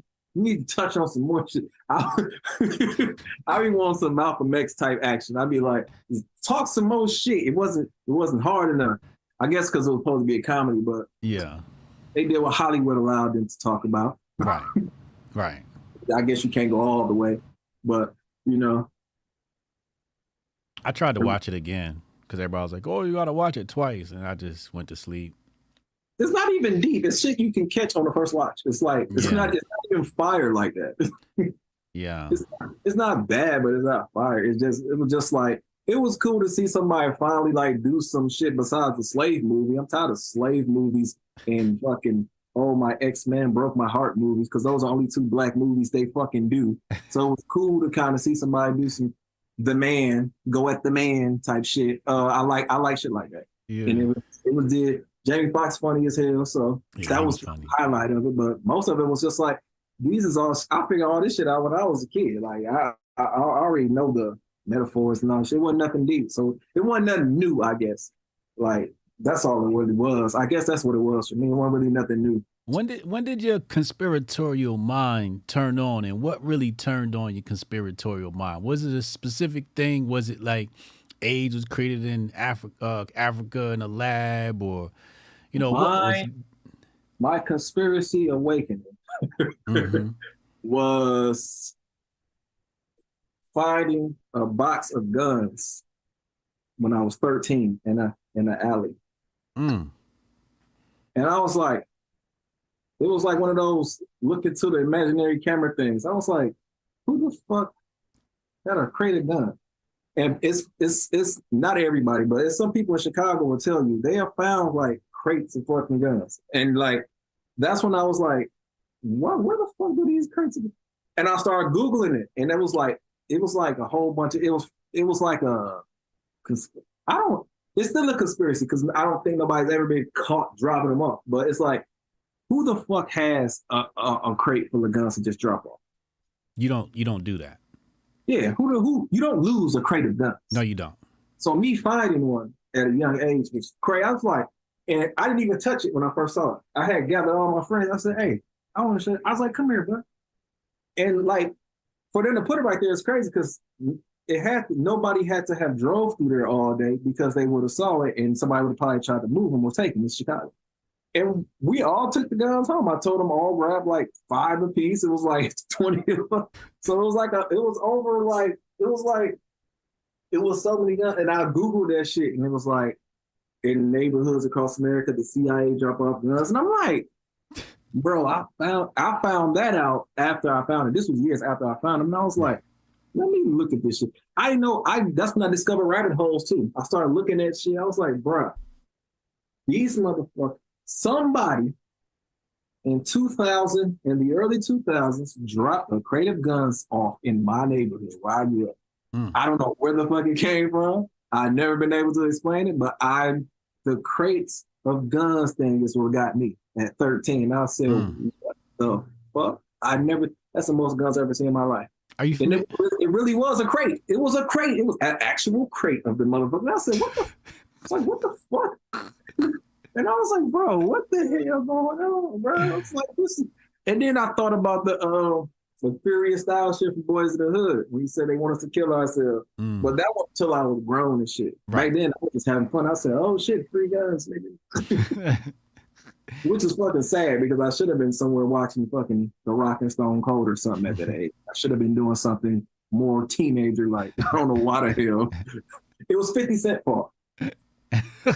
50 Cent, you ruined my life. It's that nigga fault. If I ever meet him, I'm gonna tell him he's the only rapper I ever like wanted to be like. Like when I was younger, I used to think rappers didn't influence kids, but they do. I say when I was growing up, my first favorite rapper was Tupac, but I didn't want to be like Tupac.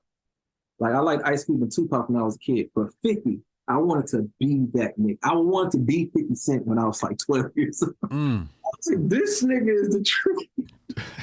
And I was like, that nigga ruined my life. I wanted to be like you, nigga. What's wrong with you? Why did you do that, 50? You ruined everybody my age, nigga. You brought gangster rap back. Yeah, kind of did. But that's my nigga.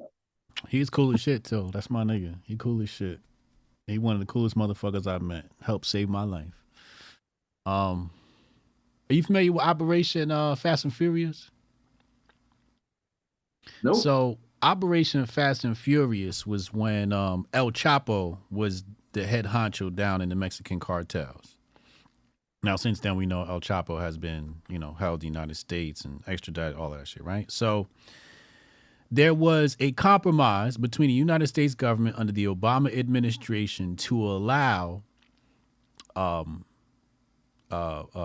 the Sinaloa cartel to operate in the United States, but it had to be in Chicago, and they were trafficking guns and weapons, guns and drugs. Oh, I heard of this. I didn't know what the operation was called, but I heard this. Yeah, I heard this. You heard about it? Okay. Yeah, I heard about it. Yeah, Operation Fast and Furious. It was published on BusinessInsider.com. This ain't no who shit, no Alex Jones shit or whatever. Once again, the corrupt Chicago government, internal affairs need to get their ass. Because they could, that city's so fucked up, man. It's never been a good city. Right. Since Al Capone. Yeah, this shit just started off bad. Ladies and gentlemen, Coolie Bravo. We're going to have to stream some of your music on this channel because Coolie Bravo is an artist. He's got at least 2 great albums that I've heard. How many you have released? 3? I got 4. 4. My last Dash Brothers with my man Tariq. Oh, okay. So 3 solo albums? Yep. And that new one, the new one with Smash just came out? Stash Brothers. Yeah, that was the last one. It was on my last page, but that shit got deleted. So I'm gonna have to go post it. I'm gonna have to repost everything. I thought I saw it on YouTube. Yeah, it's on YouTube. When did that get released? That was last year, September. I think I ain't released nothing since then. It's been almost a year now. But I'm actually about to do a new one. I'm about to release a new one because it's been so long. What's the new one about? What's the vibe for the new one? The new one? Yeah. It's gonna be very ignorant. Okay. I'm gonna talk about, people keep saying they want the old Coolie. I know what they talking about though. They want me to talk about street shit. But I don't live that life no more, so I can't rap about it really. So what I did is I started on the last album, Stash Brothers. So now I'm just telling stories of what happened. And just actively saying I'm gonna do this and that. Now I'm just telling you stories now. Gotcha. More of the, I don't know, I'm still young, but now I'm falling into like the OG path instead of just saying, oh, I sold dope. Now it's like, this is what happened when I was selling dope. It's more reflective rap. I got you. Instead of just bang, bang, shoot 'em up. Oh, I'm a gangster. Because I got 2 kids now and I live in the suburbs. So technically not even a street nigga no more. Yeah. So I don't care to rap about this shit. Right, right. Hey man, I appreciate you coming on the platform. We got your flight taken care of. When you get to the airport next week, you're gonna see a guy holding a sign that says Coolie Bravo wanted to pick you up from the airport and bring you to the hotel. And once you get there, all accommodations will be taken care of. Okay. If you got any questions between now and then, you got my number. Text me and we communicate. Okay. And we still got to talk about that text message you sent me. Oh man, I was doing some bullshit, man. I'm gonna tell you. All right, we're gonna save it for next week when I see you. We're gonna talk. Okay, bet. All right, say less. Later, bro. Yeah. All right, we'll be back after these messages, y'all. Yeah, I can try to get that handled for you. Again, it's only my second day, so if you can give me a second. Yeah. How I'm supposed to do this? How the hell are we supposed to do this by 5 o'clock? I have no clue. Is that possible? Hey, do you have the password to... How'd you finish all your work already? He's not tapped in.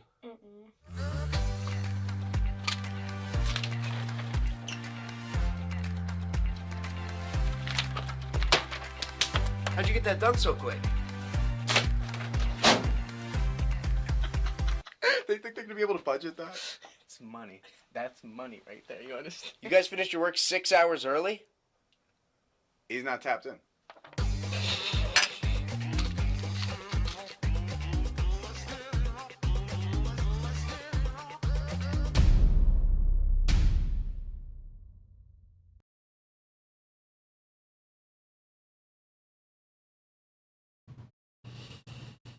Coolie Bravo on the check-in. Let me catch up on the chat. Chicago black sites, looked them up. And that'd be my thing with Chicago. The red whites always talking about Chicago, Chicago, Chicago. Oh yeah, Eric Holder, ATF. And I'm like, do y'all know the history of Chicago, man? Like, you can't just blame that shit on black people.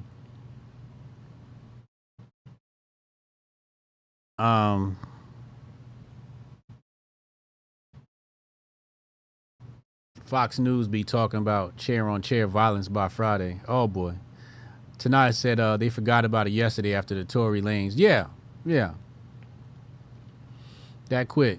Niggas done forgot about the Alabama brawl.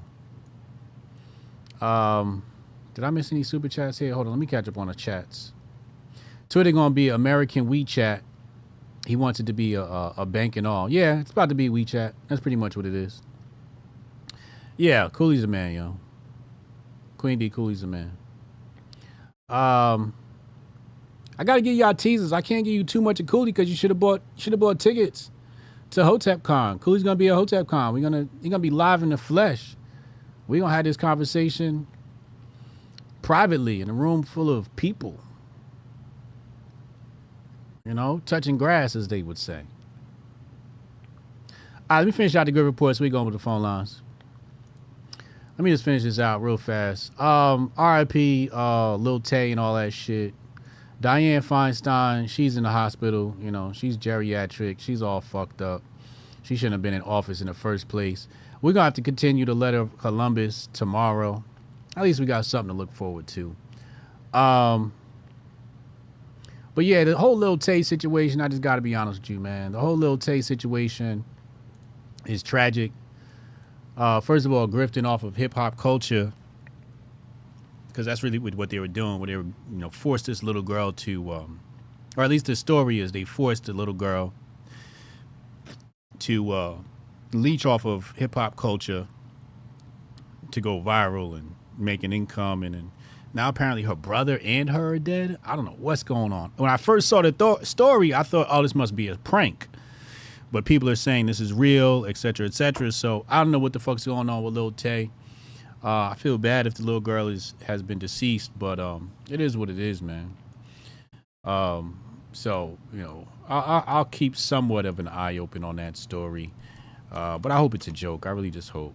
Phone lines are open. Make sure you text Hotep in your name, 202-596-5631, 202-596-5631. Wait a second. Wait a fucking second here. Oh, Google been playing games, y'all. Hold on. Google been playing games. I don't know which one of these accounts it is. Is it this one? Okay, here we go. Yeah, Google logged me out of all of my accounts today. I don't know what the fuck happened, but that's what happened. Here we go, Jonah. Call from... Jonah, what up, man? Not at you. Life is good, man. Talk to me. What's on your mind? So Fast and Furious, that's nothing. Uh-oh. You should look up Project Cassandra. Project what? Cassandra. Politico Europe did a huge deep dive where the obesity was allowing Hezbollah to run all the shit through the border. Oh shit. Yeah, Project Cassandra. It says here, Project Cassandra was a campaign launched in 2008 by the United States Drug Enforcement, DEA, to investigate Hezbollah funding from illicit drugs in South America. Found that Hezbollah was increasingly involved in drug trafficking and organized. The project was aimed at undercutting the terrorist organization's funding. Campaign secret backstory how Obama let Hezbollah off the hook. Yeah, interesting. Yeah, so that's that one. Mm-hmm. Now, man, I got to disagree with you on the whole African race things, you know? Okay. Because how would you explain, you know, the way you're looking at it, you have to have a tribe from Africa leave, go all the way up to Norway or whatever, become Aryan, right? Then another tribe would have to go all the way over to like Asia and become Hindi. Then they would have to come back to mix together those two, not the Africans, but the other two that mix that are descended from them, to get the Indo-Aryans and the Persians, which are also the Aryans. Iran, like the word Aryan. Now, I don't like cool. I know there's a bad connotation with that word, but I mean, we have to also look at the fact that it wasn't originally a race, right? That what? Well, like Aryan, you know, people are going to put the connotation because of Hitler or whatever, right? But the race was there. It's like it's a documented race for like what race was years there? or whatever. Aryan. Aryan or white? Aryan race or whatever. They're probably technically Caucasoid or Caucasian. You talking about white folks? Don't use the word Aryan because Aryan is a word from Sanskrit. So you're gonna just confuse me when you use that word. So you're talking about white folks. You're saying that white folks didn't come from black people. Is that your argument? Yeah. How would they come from black people then create Indian or the Brahmins? I agree. Why would I disagree with that? So there's I just say for me that's myself, Uncle I would say Hotep. That's Uncle Hotep with his Yakubian philosophy. Sorry, I'm also working, so maybe I'm misunderstanding what you're saying with the. I never said white people came from black people, so we agree there, man. Y'all definitely y'all own people, bro. Maybe I misunderstood because I'm also working all the time while I'm listening, right? So I could be wrong on that one. With the Christopher Columbus, I thought it was misunderstanding on that one. No. Now, let's go ahead with Tory Lanez. Yeah. Man, of course he's going to be retarded and do that. Do you know what he would get up here? Like maybe 2 years max? You serious? Yeah. Oh, he is Canadian too, isn't he? Yeah. That's he's on right. a tunnel. Damn, I forgot 2 he years was max. Canadian. He would have got on that. He got a slap on the wrist up there in Canada? Dude, you know we paid the serial killer Picton? Nah. Yeah. So when he was on trial, and you can look it up, BC government actually gave him a $10 million mortgage so he could provide a defense for himself. Wow. That's insane. Yeah. That wasn't an Epstein-style operation at all, though. Right. Yeah. And then they also paid Sam Clifford Olson. They paid him $10,000 per body that he recovered. And Paul Bernardo actually just got Paul Bernardo. He was you can look him up, but anyways, he just got moved down to minimum security. Oh yeah. Yeah, he's got like 8-9 bodies on him or whatever, and got moved down to minimum security after like 25 years. Okay. Yeah, so up here it's easy. Yeah. Yeah, that's all I was gonna say. Like I said, when I was listening, but I was also working, it sounded like you were saying that I'll come out of Africa, but I could have been wrong. Like, you know, watch it. I also doing work, you know. Yeah, it's all good. It was a misunderstanding. Appreciate the call though, bro. Oh. Good information. I was gonna on something else, but I forgot. I'm retarded. So I should be working anyways. You got plenty of time. There's a lot of shows in the future. Hotep and Bill. Yeah. Jonah on the check-in. Goldstein, go ahead. We got after Goldstein. Who is this? What the hell?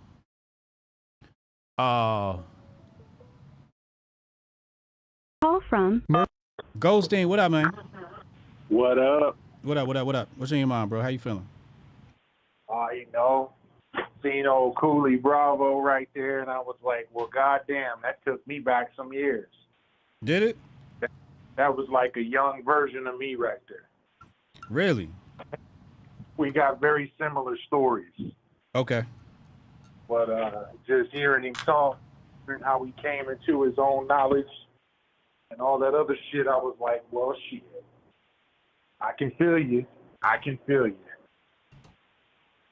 Yeah. Plus, he like 90% of my homeboys. It was just like sitting there listening to the homies. Oh, absolutely. Absolutely. Yeah. Definitely reminds me of the homies. Yeah. Yeah. I fuck me and Coolie been cool for years now. Before Trump got in office, I've been resonating with Coolie. That's what's up. Yeah. Yeah, it's a shame I wouldn't be able to make this year's Hotep Con. It's all good. Next year gonna be crazy too. Yeah. This the last year we're gonna do it like this, but next year gonna be crazy too. Yeah, I'm gonna be out there. Fuck around with y'all real quick. It's gonna be lit.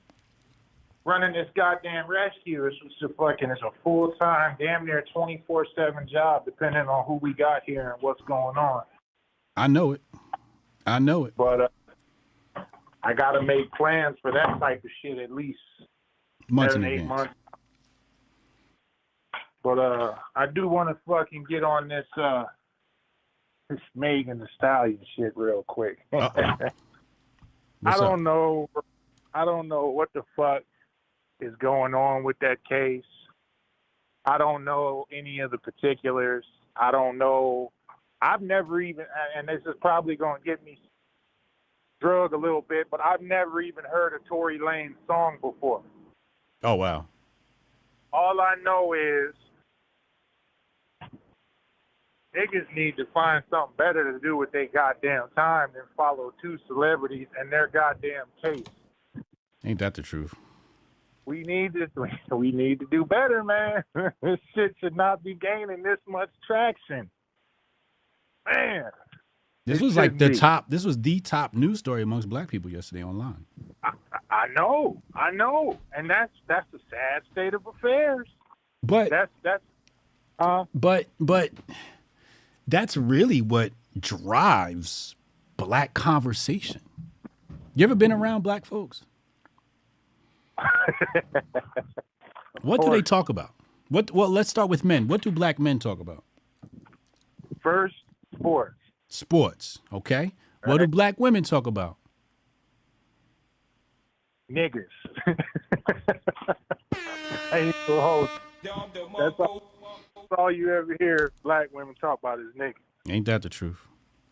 Nigga over here, this nigga over there. All right, but listen, that's true. I get it. It's just why this one? This one was dumb. Like this one, I don't care if you talking about celebrities. I'd rather you not. But this one was just dumb. Look, Tory Lanez is a B-tier nigga at best. That might be giving him too much credit. Megan Thee Stallion is a fucking industry plant. So I'm guessing that's the only reason this shit got as much run as it did. And when these type of stories hit the front page of all of black news, I have to start asking myself, what's the story behind the story? I mean, because this shit doesn't happen organically. Niggas, we do have some like senselessness to us, but we don't hang on to shit for too long. There's always another Tory Lanez. There's always another Megan Thee Stallion. Right. All right.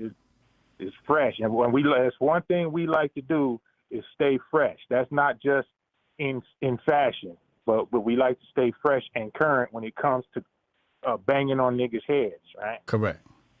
This is why this bullshit in Alabama got so much run. But how in the fuck does this story been going on for how long now? At least a year or two. Right? How the fuck did this shit knock the Alabama brawl off the top spot? It's being rehashed. Well, right? Yeah, getting sentenced, but I mean, shit. It's old. Well, that's what everybody had predicted. Everybody pretty much said the Alabama brawl is going to be short-lived because the Meg Stallion verdict is coming down the next day. And sure enough, that's what Rook happened. called that shit. I heard Rook call that shit. Yep. And when she said it, I was like, this is true. This is unfortunately true. I just don't get the appeal on this particular story. Like, I think it's because, first of all, it's the perfect mixture. Okay? Yeah. You know, the one thing niggas love to argue about online is the gender wars. Black man, black woman, niggas don't protect black women. So all of those, like, you know, Twitter vultures. Then you got Meg. She's basically, you know, top 5 female rap artists, if not rap artists, period, today. And then you add the weapon, right? The firearm. So it's like, it's very much the perfect mix to get people talking. But again, as somebody who used to run, I used to run an entertainment website. That was the thing that really sparked a lot of my success, was this entertainment website. And, you know, dog, we used to get 1 million hits a month, dog, on entertainment. And I only had one rule for my staff. I had one rule, and that was do not post no articles about niggas getting locked up. Because that used to be the thing. Oh, such and such got locked up for gun possession. Such and such got locked up for gun possession. I was like, I don't want none of that. Y'all can talk about whatever the fuck y'all want. But we do not need those hits. Because I knew how the media was trying to paint black men specifically. And in hindsight, I'm saying, oh, this was an attack on fucking your Second Amendment rights as well. So they were getting 2 for 1 out of the deal in the hindsight, you know? But when I ran that website, I'm telling you, you know, Shade Room ain't popping for no reason. Motherfuckers in the black community, like, the only thing that they know is entertainment. Sports and entertainment is the only thing we know. Sports and entertainment. Goddamn. Now, there are some of us who know that and investing and this. It's not to say people haven't picked up skills with their particular trade. My thing is, when we sit down as a group and we have a conversation, like, for example, speaking with that young college girl last week who was around, you know, her elders, and I asked her a simple question. Name one African empire, and she couldn't do it. But you want to sit up here and talk about how, you know, you are, you know, so pro-black. But you can't name one African empire. So, like, are you really doing the studies, or you just LARPing based upon the trends, right? So niggas don't really know shit. But they do know that fucking entertainment. They will talk about the Real Housewives of Atlanta, like when the women get around, they talking about Real Housewives and, you know, always just some fucking gossip. You know, and then when they talk politics, it's just even worse. When they talk politics, it's just like, damn, like, you just have. And I can't get involved in those conversations because I have to sit there and give a 2-hour lecture just to catch you up on me making my point. Right. Yeah, man. Remember that song Channel Zero by Public Enemy back in the day? Mm-hmm. That's what that shit was speaking on. Channel Zero. They're stuck on soap operas. But soap operas is just one aspect of it. All of that shit is Channel Zero. That's why we need a remake of that shit. Yeah. Niggas is watching too much Channel Zero. I mean, meanwhile, the revolution is taking place in Africa. Right? They attack these niggas today. You know what I mean? You talking about in Niger? Yeah. France said, fuck it, we going in. Now these niggas over here still talking about Megan Thee Stallion. Let me ask you this. Who's hotter between her and Lizzo, in your opinion? Lizzo. And you see how fast that disappeared?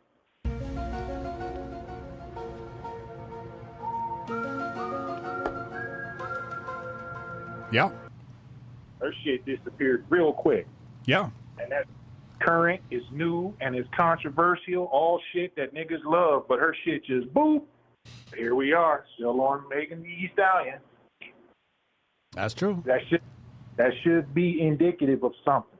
I'll leave that up to other motherfuckers to figure out what that's indicative of, because I've been accused on far too many occasions of having my kufi on too tight. So I'm trying to loosen it a little bit. I'm just going to drop hints. Yeah. Yeah. No, but I'm with you. I'm with you. Oh, yeah. All right, bro. I'm going to let you get back to it, though. All right, Hotep and Bill, bro. Hotep and Bill. Goldstein on the check-in. Hold on. Jack, go ahead. Jack and then Kev. Jack and then Kev. What's today? Wednesday? All right. Hold on. I got to get my screens together. All right, so we can get Jack and Kev. I'm going to put that screen over there. And then let me bring this one back over here. Do remember, all of my HotepCon ticket holders, do remember, Syscoin giveaway. It's up. Off-road experience in the Las Vegas, Nevada desert. Dinner in the desert. Probably going to have a fire steak out there. I suggest getting that thing medium rare. I had to educate some Negroes on getting their well-done steak. That's a no-go around me. You cannot be black and order a well-done steak around me. You better have a good explanation for that shit. Anyway, Syscoin giveaway. Link is in the description box below if you want to tap in. Call from Jack. Jack, what up, man? Hey, how's it going, man? Life is good, man. What's on your mind? Oh, not much. Glad to see you're doing good today, man. Looked like you had a little high blood pressure talking about Eminem yesterday. Oh man, tell me about it.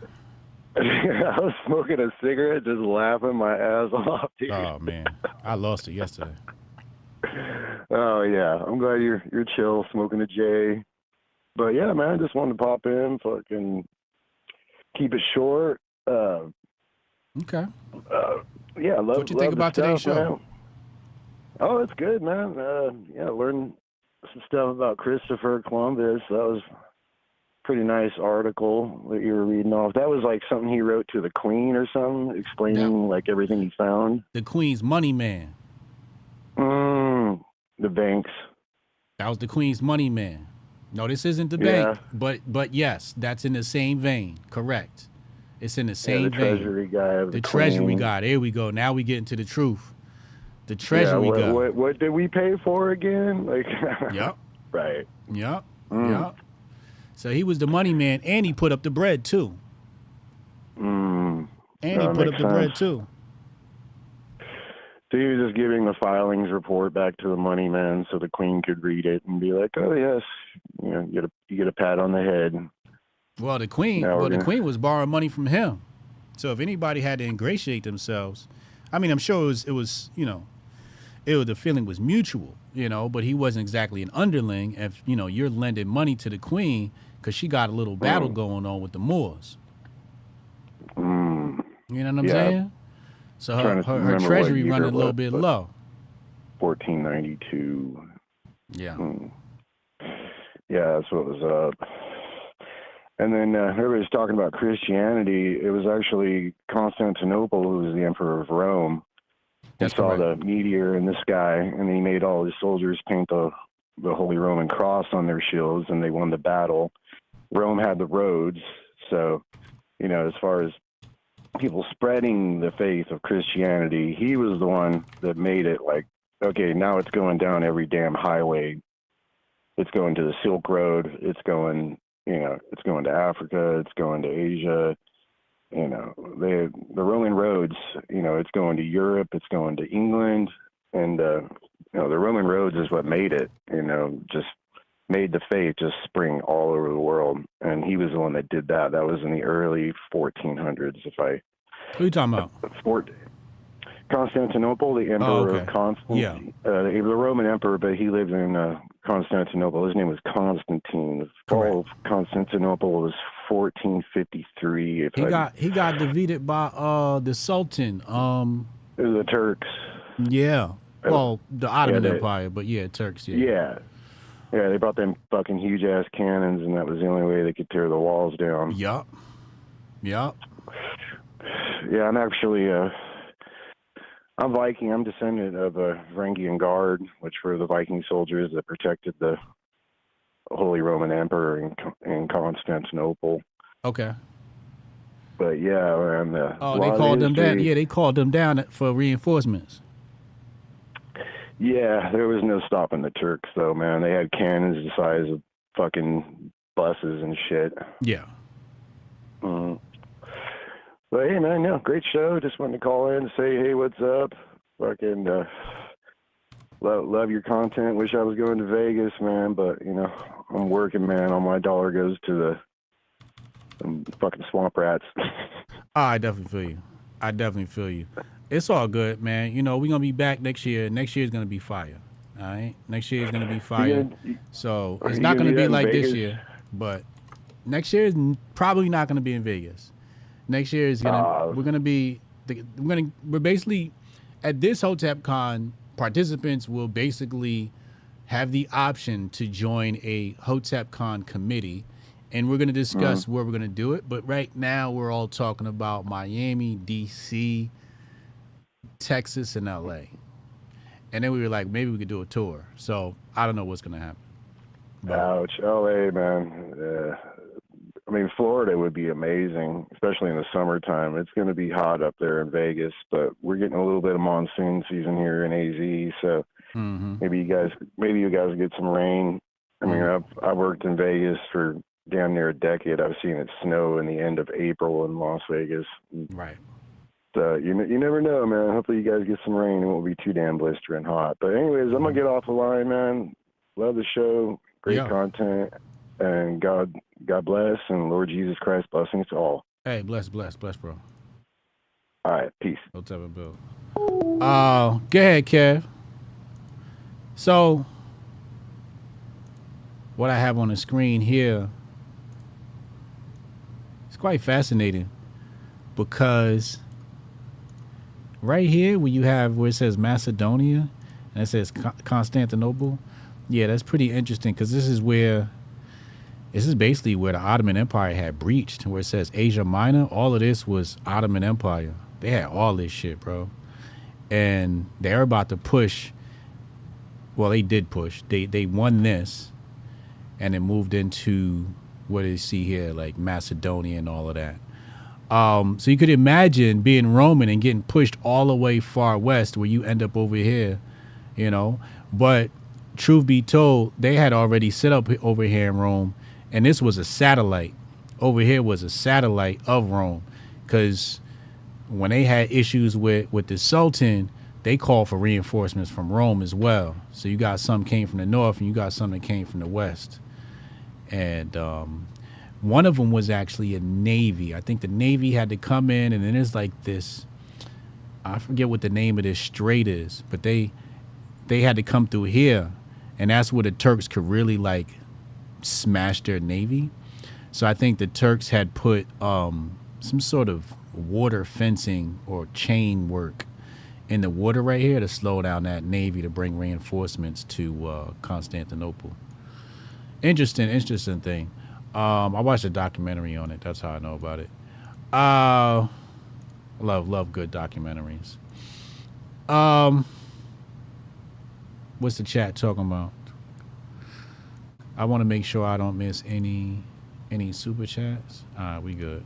So YouTube over here with the super chats. I think they winning. Retro Neon $2 super chat over on Rumble. He said, "What are the origins of Christianity and your thoughts on religion? I was Christian, then was lost, dabbled in Islam and others. I chose to go back to God, learn about Bible, study it, and analyze it." It's actually, I don't think there's anything wrong with studying much of anything in this earth. Mike, thank you. He said, "HJ, please clip that Black Lives Matter rant." Clip it and tag me, yo. But Retro Neon here. You know, my thoughts on religion. I got a whole phase of my life dedicated to religion. I haven't gotten there yet, but my 50s is dedicated to diving into religion. I'm gonna have an Islamic. I already got my Islamic mentor. I'm gonna take my Islamic mentor. I'm gonna do like a 1-year crash course with my Islamic mentor. Then I'm gonna do like a 1-year crash course with like a biblical person, and then I'll do a crash course on like I'll get one of my Jewish homies to give me a crash course on they shit, and I'm gonna let you really know and really tell you what's going on. But according to my current knowledge base, it's all based upon the Osirian drama. That's the original. If you want to find the original, it's called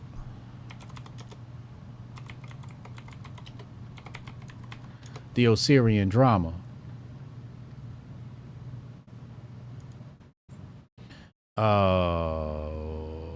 Wajet I don't know what paper this is. Okay, Wiki calls it the Osiris myth, aka the Osirian drama, right? And this is Heru, Horus. In Greece they call him Horus. In Kemet his name was Heru.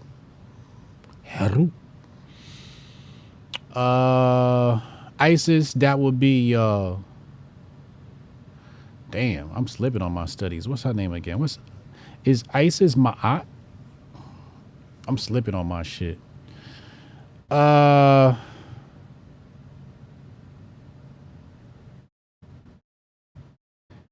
Parents are Geb and Newt, right? I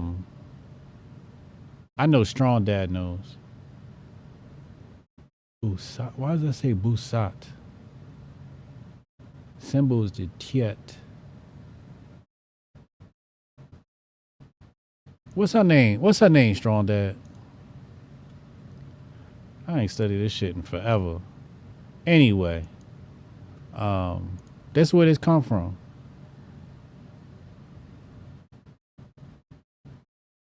Oh, here's my aunt right here. So they have my aunt with a separate page.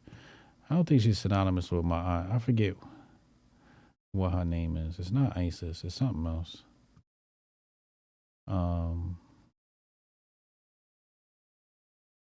Atum, Ra, all of that.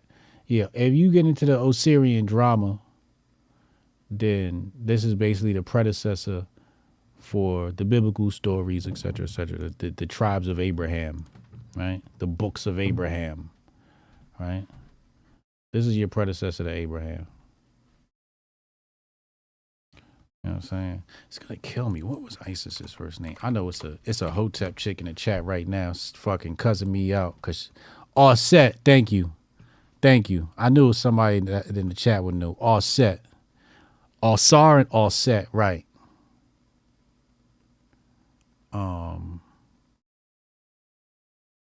I know they was cussing me out like, Hotep Jesus, you supposed to know this stuff. I know, nigga. I know. My bad. All set, yeah. Anyway, so yeah, that's you know, like I said, I don't like to tell people what to think. I just like to tell them how to think. Here's how to think, you know, and then show them shit. Like, here, go look this shit up. Go study. Like, if you really want to know the answer, you'll go study. Because a lot of this shit, I gotta be honest with you, a lot of shit in my brain or the shit I've studied, like what you study is based upon your purpose. It's based upon the questions you have, right? For me, my question that inspired my research on black people was, how did we catch that L? How did we lose? Call from Kevin. And once I found out how we lost, I was like, oh, okay, say less. I wasn't really want to study much more. I was like, all right, let me go see what's up with white people now. Kev, what up, yo? Hey, how you doing? I'm good, man. How you feeling, bro? Feeling pretty good. I was disappointed on one thing earlier, though. What's wrong? Which I ain't got to agree with you 100% just to like you, but. But tell me what's up. I love disagreements. Well, you said you wouldn't let your child, if he was white, go to that teacher. I mean, granted, prefer to have homeschool either way, but my point would be if she was white and that prejudice against blacks and I knew about it, I wouldn't want my kids around that toxicity either. Right. I wouldn't want that influence in their life at all, just because I don't give it at my house. Right. So where's the disagreement? Well, you switched it over and just said if you were white, you wouldn't let her school your kids. Right. My argument is that just being black, I wouldn't let her school my kids. Well, I said both of them. I wouldn't let her school my kids. If I was black, I wouldn't. And if I was white, I wouldn't. I was saying it for both. I'm pretty sure. Oh, okay. I took it as you saying that just being white, if you were white, you would. I get what you're saying. Oh, I get what you're saying. Black, you would. Black, maybe you would. Maybe, no, you're right. You're right. I don't think I clarified that. You're right. And that's what's so hard about doing the Grift Report, because it's like, I can do a dissertation on like any of these topics and really hit every angle, but I kind of choose the angles I want to hit. And that's a good angle that I didn't hit. You're right. I wouldn't want her teaching my black children. That's a great point. She could. I've said this the other day. Women can't. I would not allow a woman to be my son's teacher. You can teach my daughter, but you cannot teach my son. Women need to be taught by women, and boys need to be taught by men. I can agree with that. At the same time, I mean, I was public schooled, and I was public schooled before it turned into what it is now. Well, you know, again, like anecdotal evidence is a lot different from, hypothetical dreams, right? Because really, you're talking about what is the dream, and the dream is for my son to be raised in like this very military type environment where, I send him off and that nigga don't come back for a couple of months. You know what I mean? That would be ideal for me, right? Like, turn this little nigga into a warrior because I just don't have time because I gotta fucking play this Matrix game. You know what I'm saying? And then put him in like boot camp. They got military schools and shit like that for that, So that's what I think ancient civilizations got right, is with our children at a certain age, they were taken to military style training, And that was authorized by the state. And I actually prefer that way of life. As far as my own personal experience in public school, I had an English teacher. It was a white woman, and she was one of them old school schoolhouse, gray hair, everything very neat. The skirt length was down to her ankle, but she wore a skirt every single day. It was gray. There were no bright colors.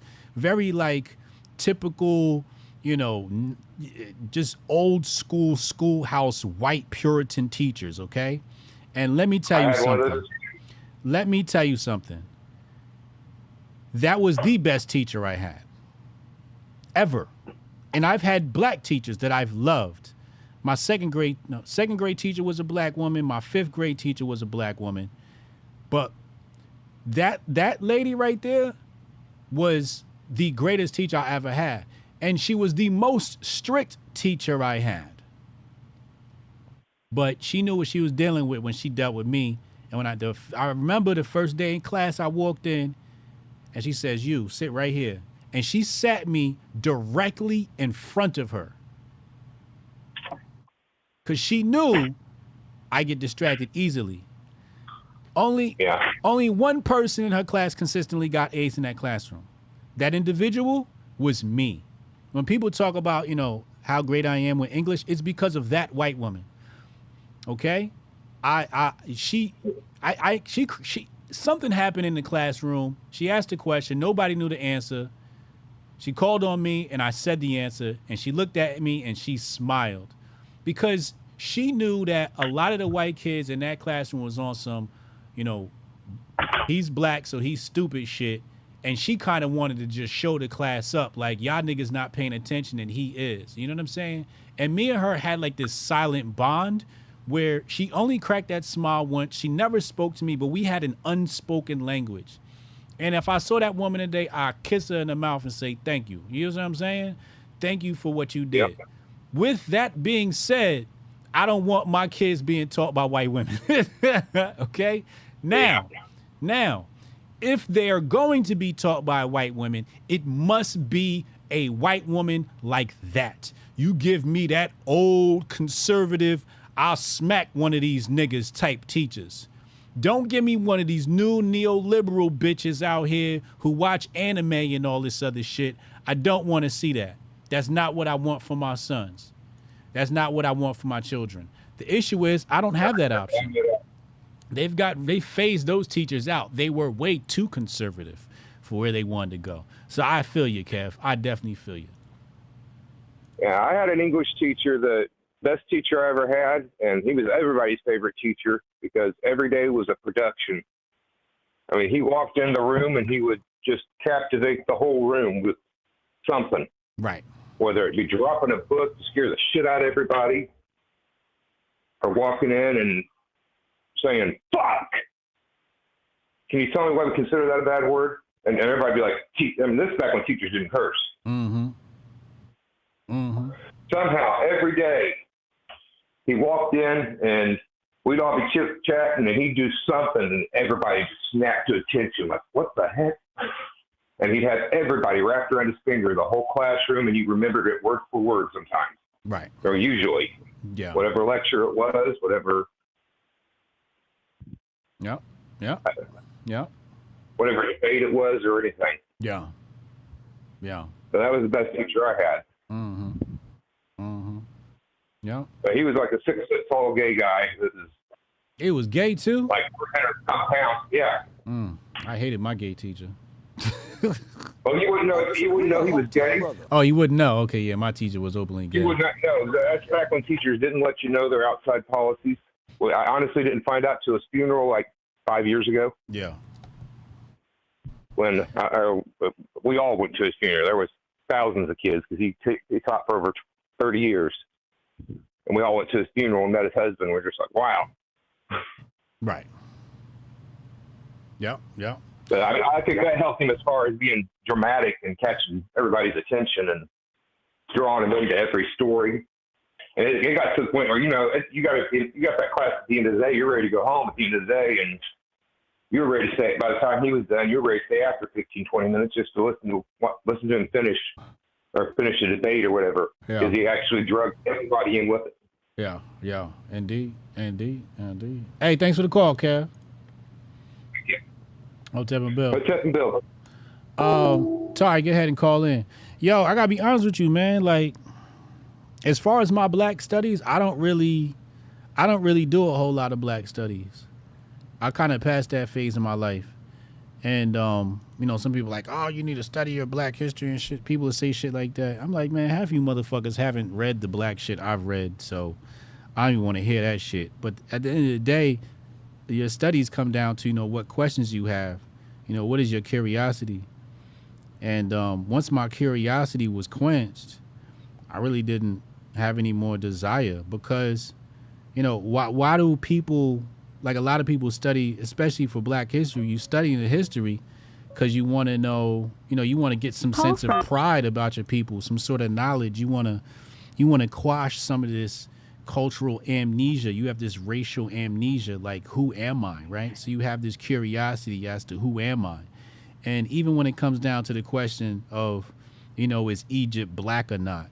I don't sit down and, like, I actively force myself not to record all of the evidence I find back in that. Like the kid the other day, he posted his shit in the Discord chat, and he was like, oh shit, I found some more evidence that Egypt was black sitting right there in the museum where they was talking about Nubia was running the whole shit.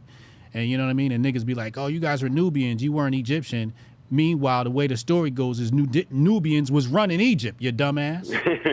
You know, what the fuck is wrong with these motherfuckers? This be the issue. So it's just like, I don't even like recording the evidence that I have because it's not an argument that needs to be had anymore.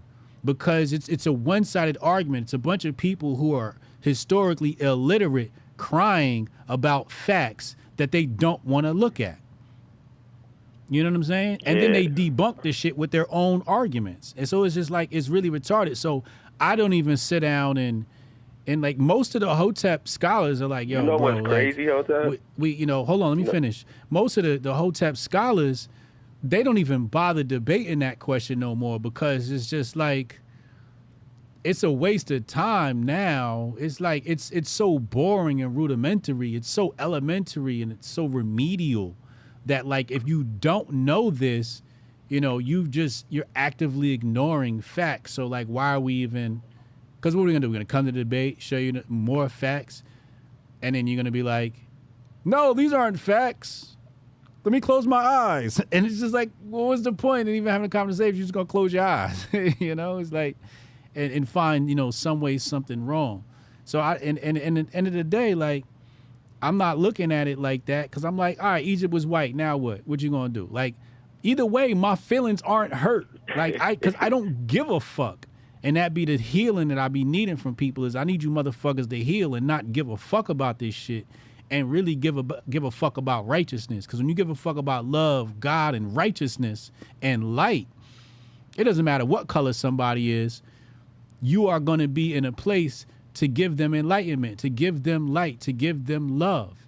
And by being in that type of vibration, that's the only world you'll live in. You'll live in an environment full of love because that's what your frequency leads you towards, and that's the place it puts you. What's up, bro? Real shit. You know what's crazy? What's I that? was actually about to say like basically the exact same thing. Like you started saying it like right before I called in. Like you was talking about your black studies.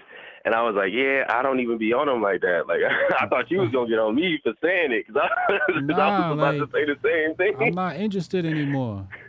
I already know we was the originals. Like, and I don't have to argue that. Right. So, like, Yeah, now what else should I study? That's exactly that. See, and that's actually why I called in, too, because I found out I was Native American real early. And I was like, that's what made me study to begin with. Like I wasn't even trying to study, you know, my African ancestry. Right. But it led me to it. Because, you know, I was looking at like, you know, I was trying to basically track down my family tree, right? We don't really have it that well fleshed out as far as like both sides of my family, like my mom and my dad, because I got both my parents. Mm-hmm. And they got Native American on both sides. And it's easy to know where my dad's is from because his great-grandfather was full blood, and he had a twin too. But my mom is like a little further back, and then they was in Chicago at the time too. So like that make it a little harder because they was in a whole different part of the country. You got whole different records you got to look up. And then apparently, I had some, you know, lighter skinned folk in my family that were like passable, that might have been like something else, but they were on record as something different. So like when I started going down that rabbit hole, like it was exactly what you said. It was like it wouldn't really matter if I found out somebody was like a certain tribe was white or was black. Because really, what I even get into, whenever anybody try to get into anything like that with me, I'm always like, okay, well, what does this mean? Like, what does white and black even mean? You got to start there. Right. Because whenever I remember like when you was talking about black culture and everything too. Yeah. That's why I was like, I mean, like.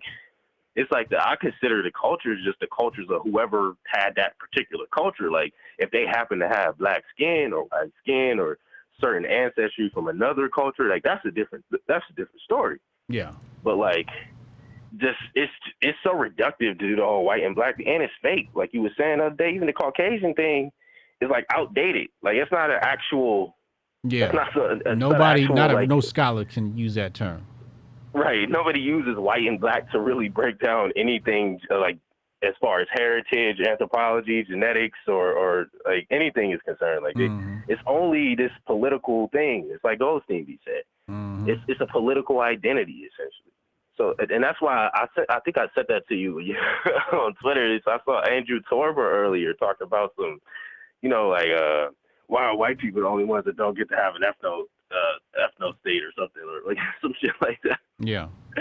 I'm like, bro, like, because like what being white is not a real thing.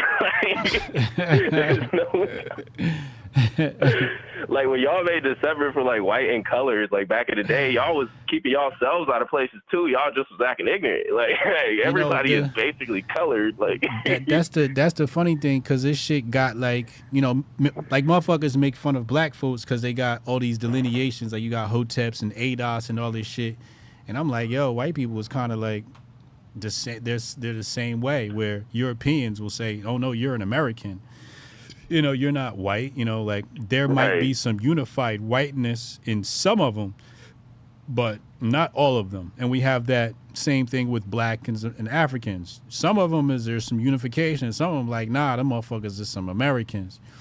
You know, so, but there are some delineations like, you know, Italian, French, you know, Texas versus New York. That's like when you were saying we are our own ethnicity too. Like Americans are our own ethnicity. Yeah. People know when you from America, we got our own way of speaking English too. Oh, that's the other thing I wanted to tell you.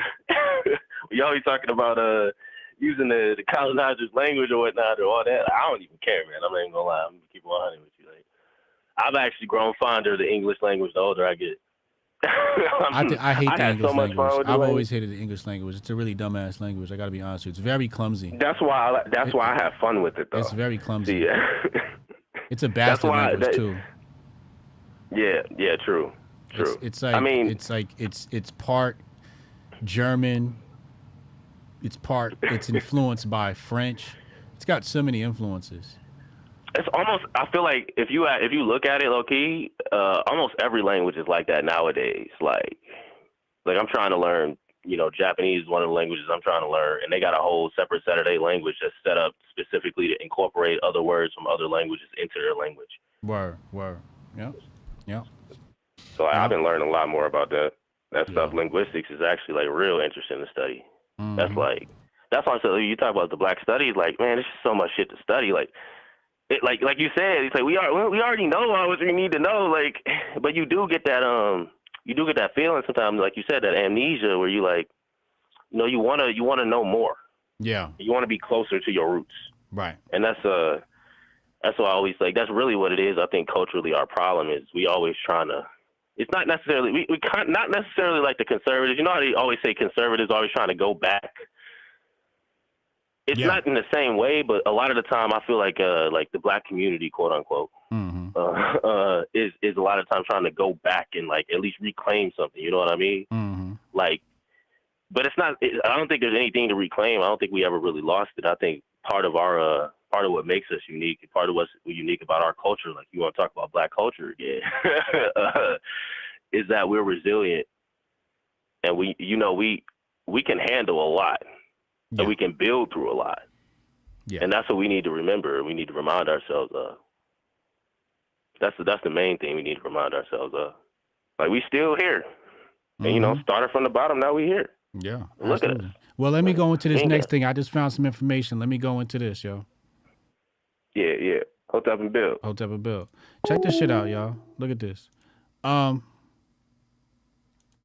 right, so real quick, because some people can't fucking name one African empire, I gave you the largest. At least know this, Songhai Empire, right? So you got the Songhai Empire. This is going to be home of the Timbuktu University. It's one of the oldest universities ever. This is where a lot of people in Europe got educated in Africa, right? And so we come here, we go history, University of Timbuktu. You see this on your screen, y'all? All right, so you got, like, this is all you need to know that niggas was running shit at one point, all right? I'm going to show you right here. I don't have to go back to fucking Egypt. We didn't come from fucking huts. Niggas was running shit, all right? So you got University of Timbuktu. You got your mosques and shit that sit there today. They talking about this history of Timbuktu. So Timbuktu is a city created by the Tuareg people. We're gonna come back to that. Around late 1100s, early 1200s. You see this? All right. So you got them. They established an area as a way station for supplies and provisions, which is often visited by travelers and merchants passing by. It eventually became a large trading city. So you're always gonna notice cities are gonna revolve around trade and economics and commerce, right? You know, everybody's going to see the name right here, Mansa Musa. Everybody knows his name by now, right? So you got Mansa Musa, right? This is when he gains control of the city, right? And we are dealing with the Islamic faith at this point. And I'm going to show you something in a second. Timbuktu is a repository of history, a living archive which anybody with a concern for African history should be acquainted with.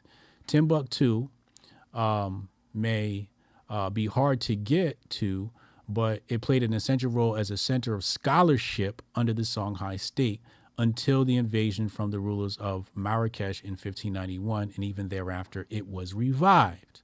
Okay, so they first, now this is important because you have to point to a university, because what they try to say is that, you know, the African race is not an intellectual people. These are dumb people. And this is something that's created by Nazis. Because you got to remember, Nazis wrote all the history books that y'all read nowadays is based upon Nazi propaganda. Shaka has a whole 6-hour presentation on this. So all of that shit is like, all the shit you're reading is created by fucking, you know, scholars in fucking Nazi Germany, right? To rewrite history. In Germany had the power to do it at that time. Operation Paperclip, you know, the most brilliant people in the world at that time came from Germany. They were a leader in industry and all that shit, right? So of course they would take control of history. So this is how you get the idea that the African race is lesser than. It comes out of Nazi Germany, right? A revision of history. But you can't really revise history because it's all right here. Even fucking Wikipedia will tell you. So they have universities, plural, in Timbuktu, right? Quickly gained fame. As a result, more scholars from varied backgrounds and places traveled to the city to study and live. Some of the scholars came from Egypt, Fez, Algila, Gadames, and Tuat, right? Timbuktu acquired a reputation for learning and scholarship across the Muslim world. According to African scholar, okay, that's the part I read. And then there's several mosques surrounding these things, right? All right, so the first thing I wanted to point to is that we're talking about a place of scholarship. Now let's hit them with the bullshit. It says who? Timbuktu is a city created by who? It said Tuareg people, right? All right, so we're going to click on Tuareg. Who are the Tuareg people? It says the Tuareg people are a large Berber ethnic group that principally inhabit the Sahara in a vast area stretching from far southwestern Libya, Algeria, Niger, Mali, which is part of the Songhai Empire, Burkina Faso. It says traditionally nomadic pastoralists. Small groups of Tuareg are found in northern Nigeria. So that's where you'll find them today, in Nigeria, right? It says here, Tuareg speak languages of the same name, which belong to the Berber branch of the Afro-Asiatic family. This is where you're going to get the whole Abraham and the, you know, sons of Ham and the Hamites and all of that shit, right? So we're talking about black people. Let's just make that clear. To make it even more clear, we're going to click here and it's going to say, are a large Berber. Let's see what it says for Berber. It says Berber, or the Berbers people, also called by the contemporary self-name Imazigen, are a diverse grouping of distinct ethnic groups indigenous to North Africa who predate the arrival of Arabs.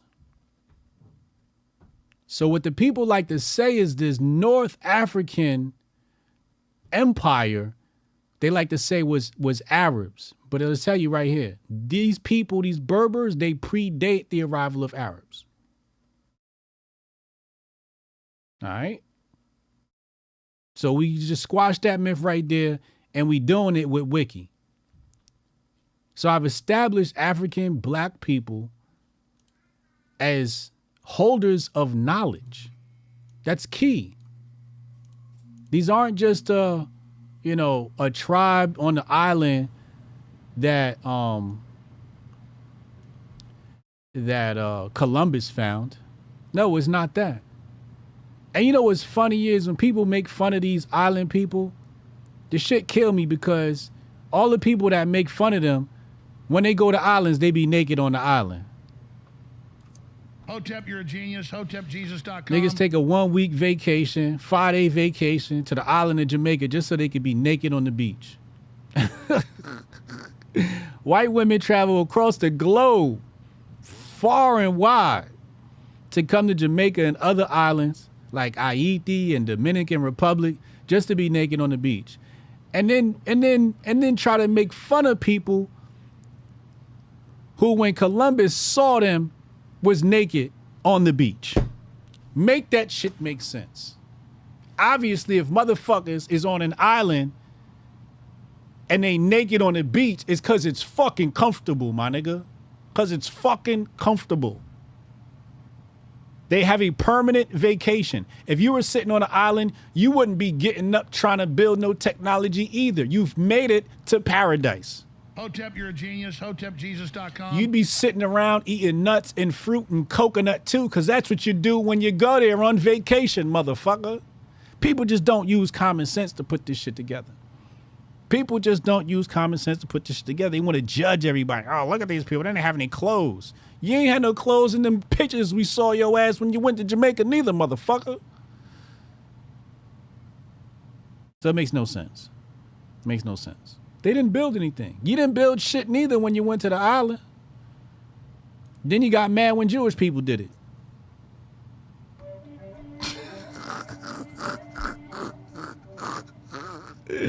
Got him. Oh, man. I know a girl that literally vacationed to Jamaica just to get meted down. Straight up, no filter. Yes, this is a fact. I'll raise my hand. I was a victim of this. I was a victim of this.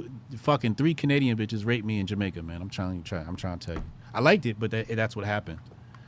That's what happened. I liked it. They had my consent, but I was definitely a target. I was a target. They made it very clear from the very start. We were in a pool, hanging out, talking. Shorty grabbed my meat, and then she yelled to her friends, "Hey, y'all, we got a winner." Hotep, you're a genius. HotepJesus.com. Next thing you know, we was upstairs making magic. And I was a young boy then. I was a young boy. The future said, "We're going to pray for your recovery." Thank you, man. I appreciate you. And these was black women from Canada. This was black women. But you could tell they specifically. And then the next day, they discarded me and went and got some new. Actually, they didn't discard me. They passed me to the other friend that wasn't participating the other night. And then they went and got. They was on tour. They was on a D tour. They aggressive in Africa as well? I bet. You said, oh, the Dutch. Yeah. Anyway, enough tales from Hotep.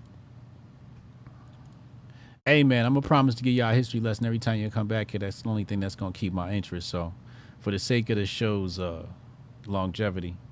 And I got a bunch of stuff in the Grift bag we ain't got to.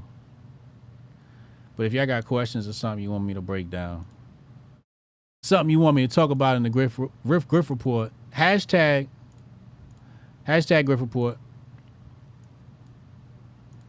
All right. Hashtag Grift Report. Tag me.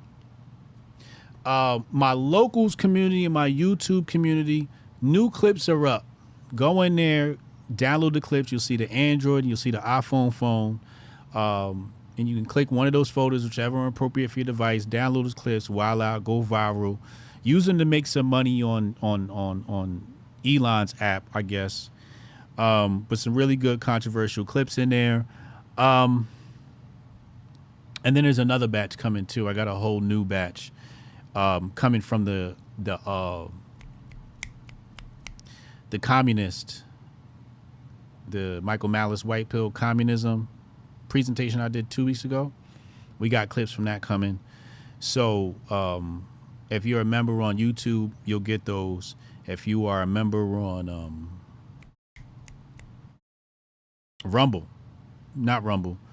Locals. There's too many fucking platforms, yo.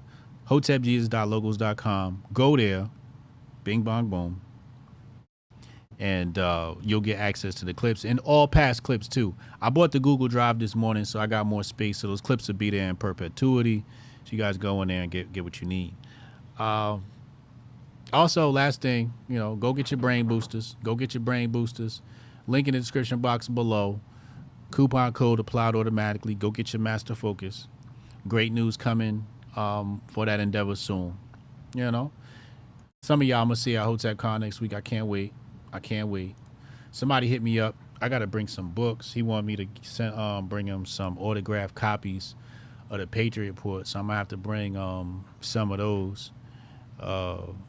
So yeah, so hit me up if something you want, you know what I mean, you want me to connect with or bring to HotepCon, so I can make sure I bring everything for y'all. Yeah, Tari, these hoes scandalous, bro. They scandalous. Fucking scandalous. You know? You know?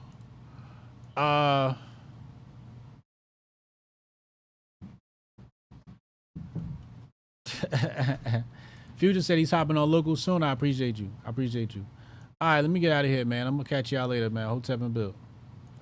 Yeah, I can try to get that handled for you. Again, it's only my second day, so if you can give me a second. How I'm supposed to do this? How the hell are we supposed to do this by 5 o'clock? I have no clue. Is that possible? Hey, do you have the password to... How'd you finish all your work already? He's not tapped in.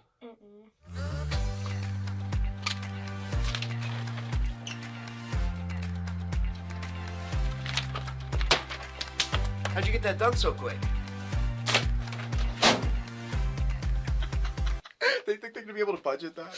It's money. That's money right there. You understand? You guys finished your work 6 hours early? He's not tapped in.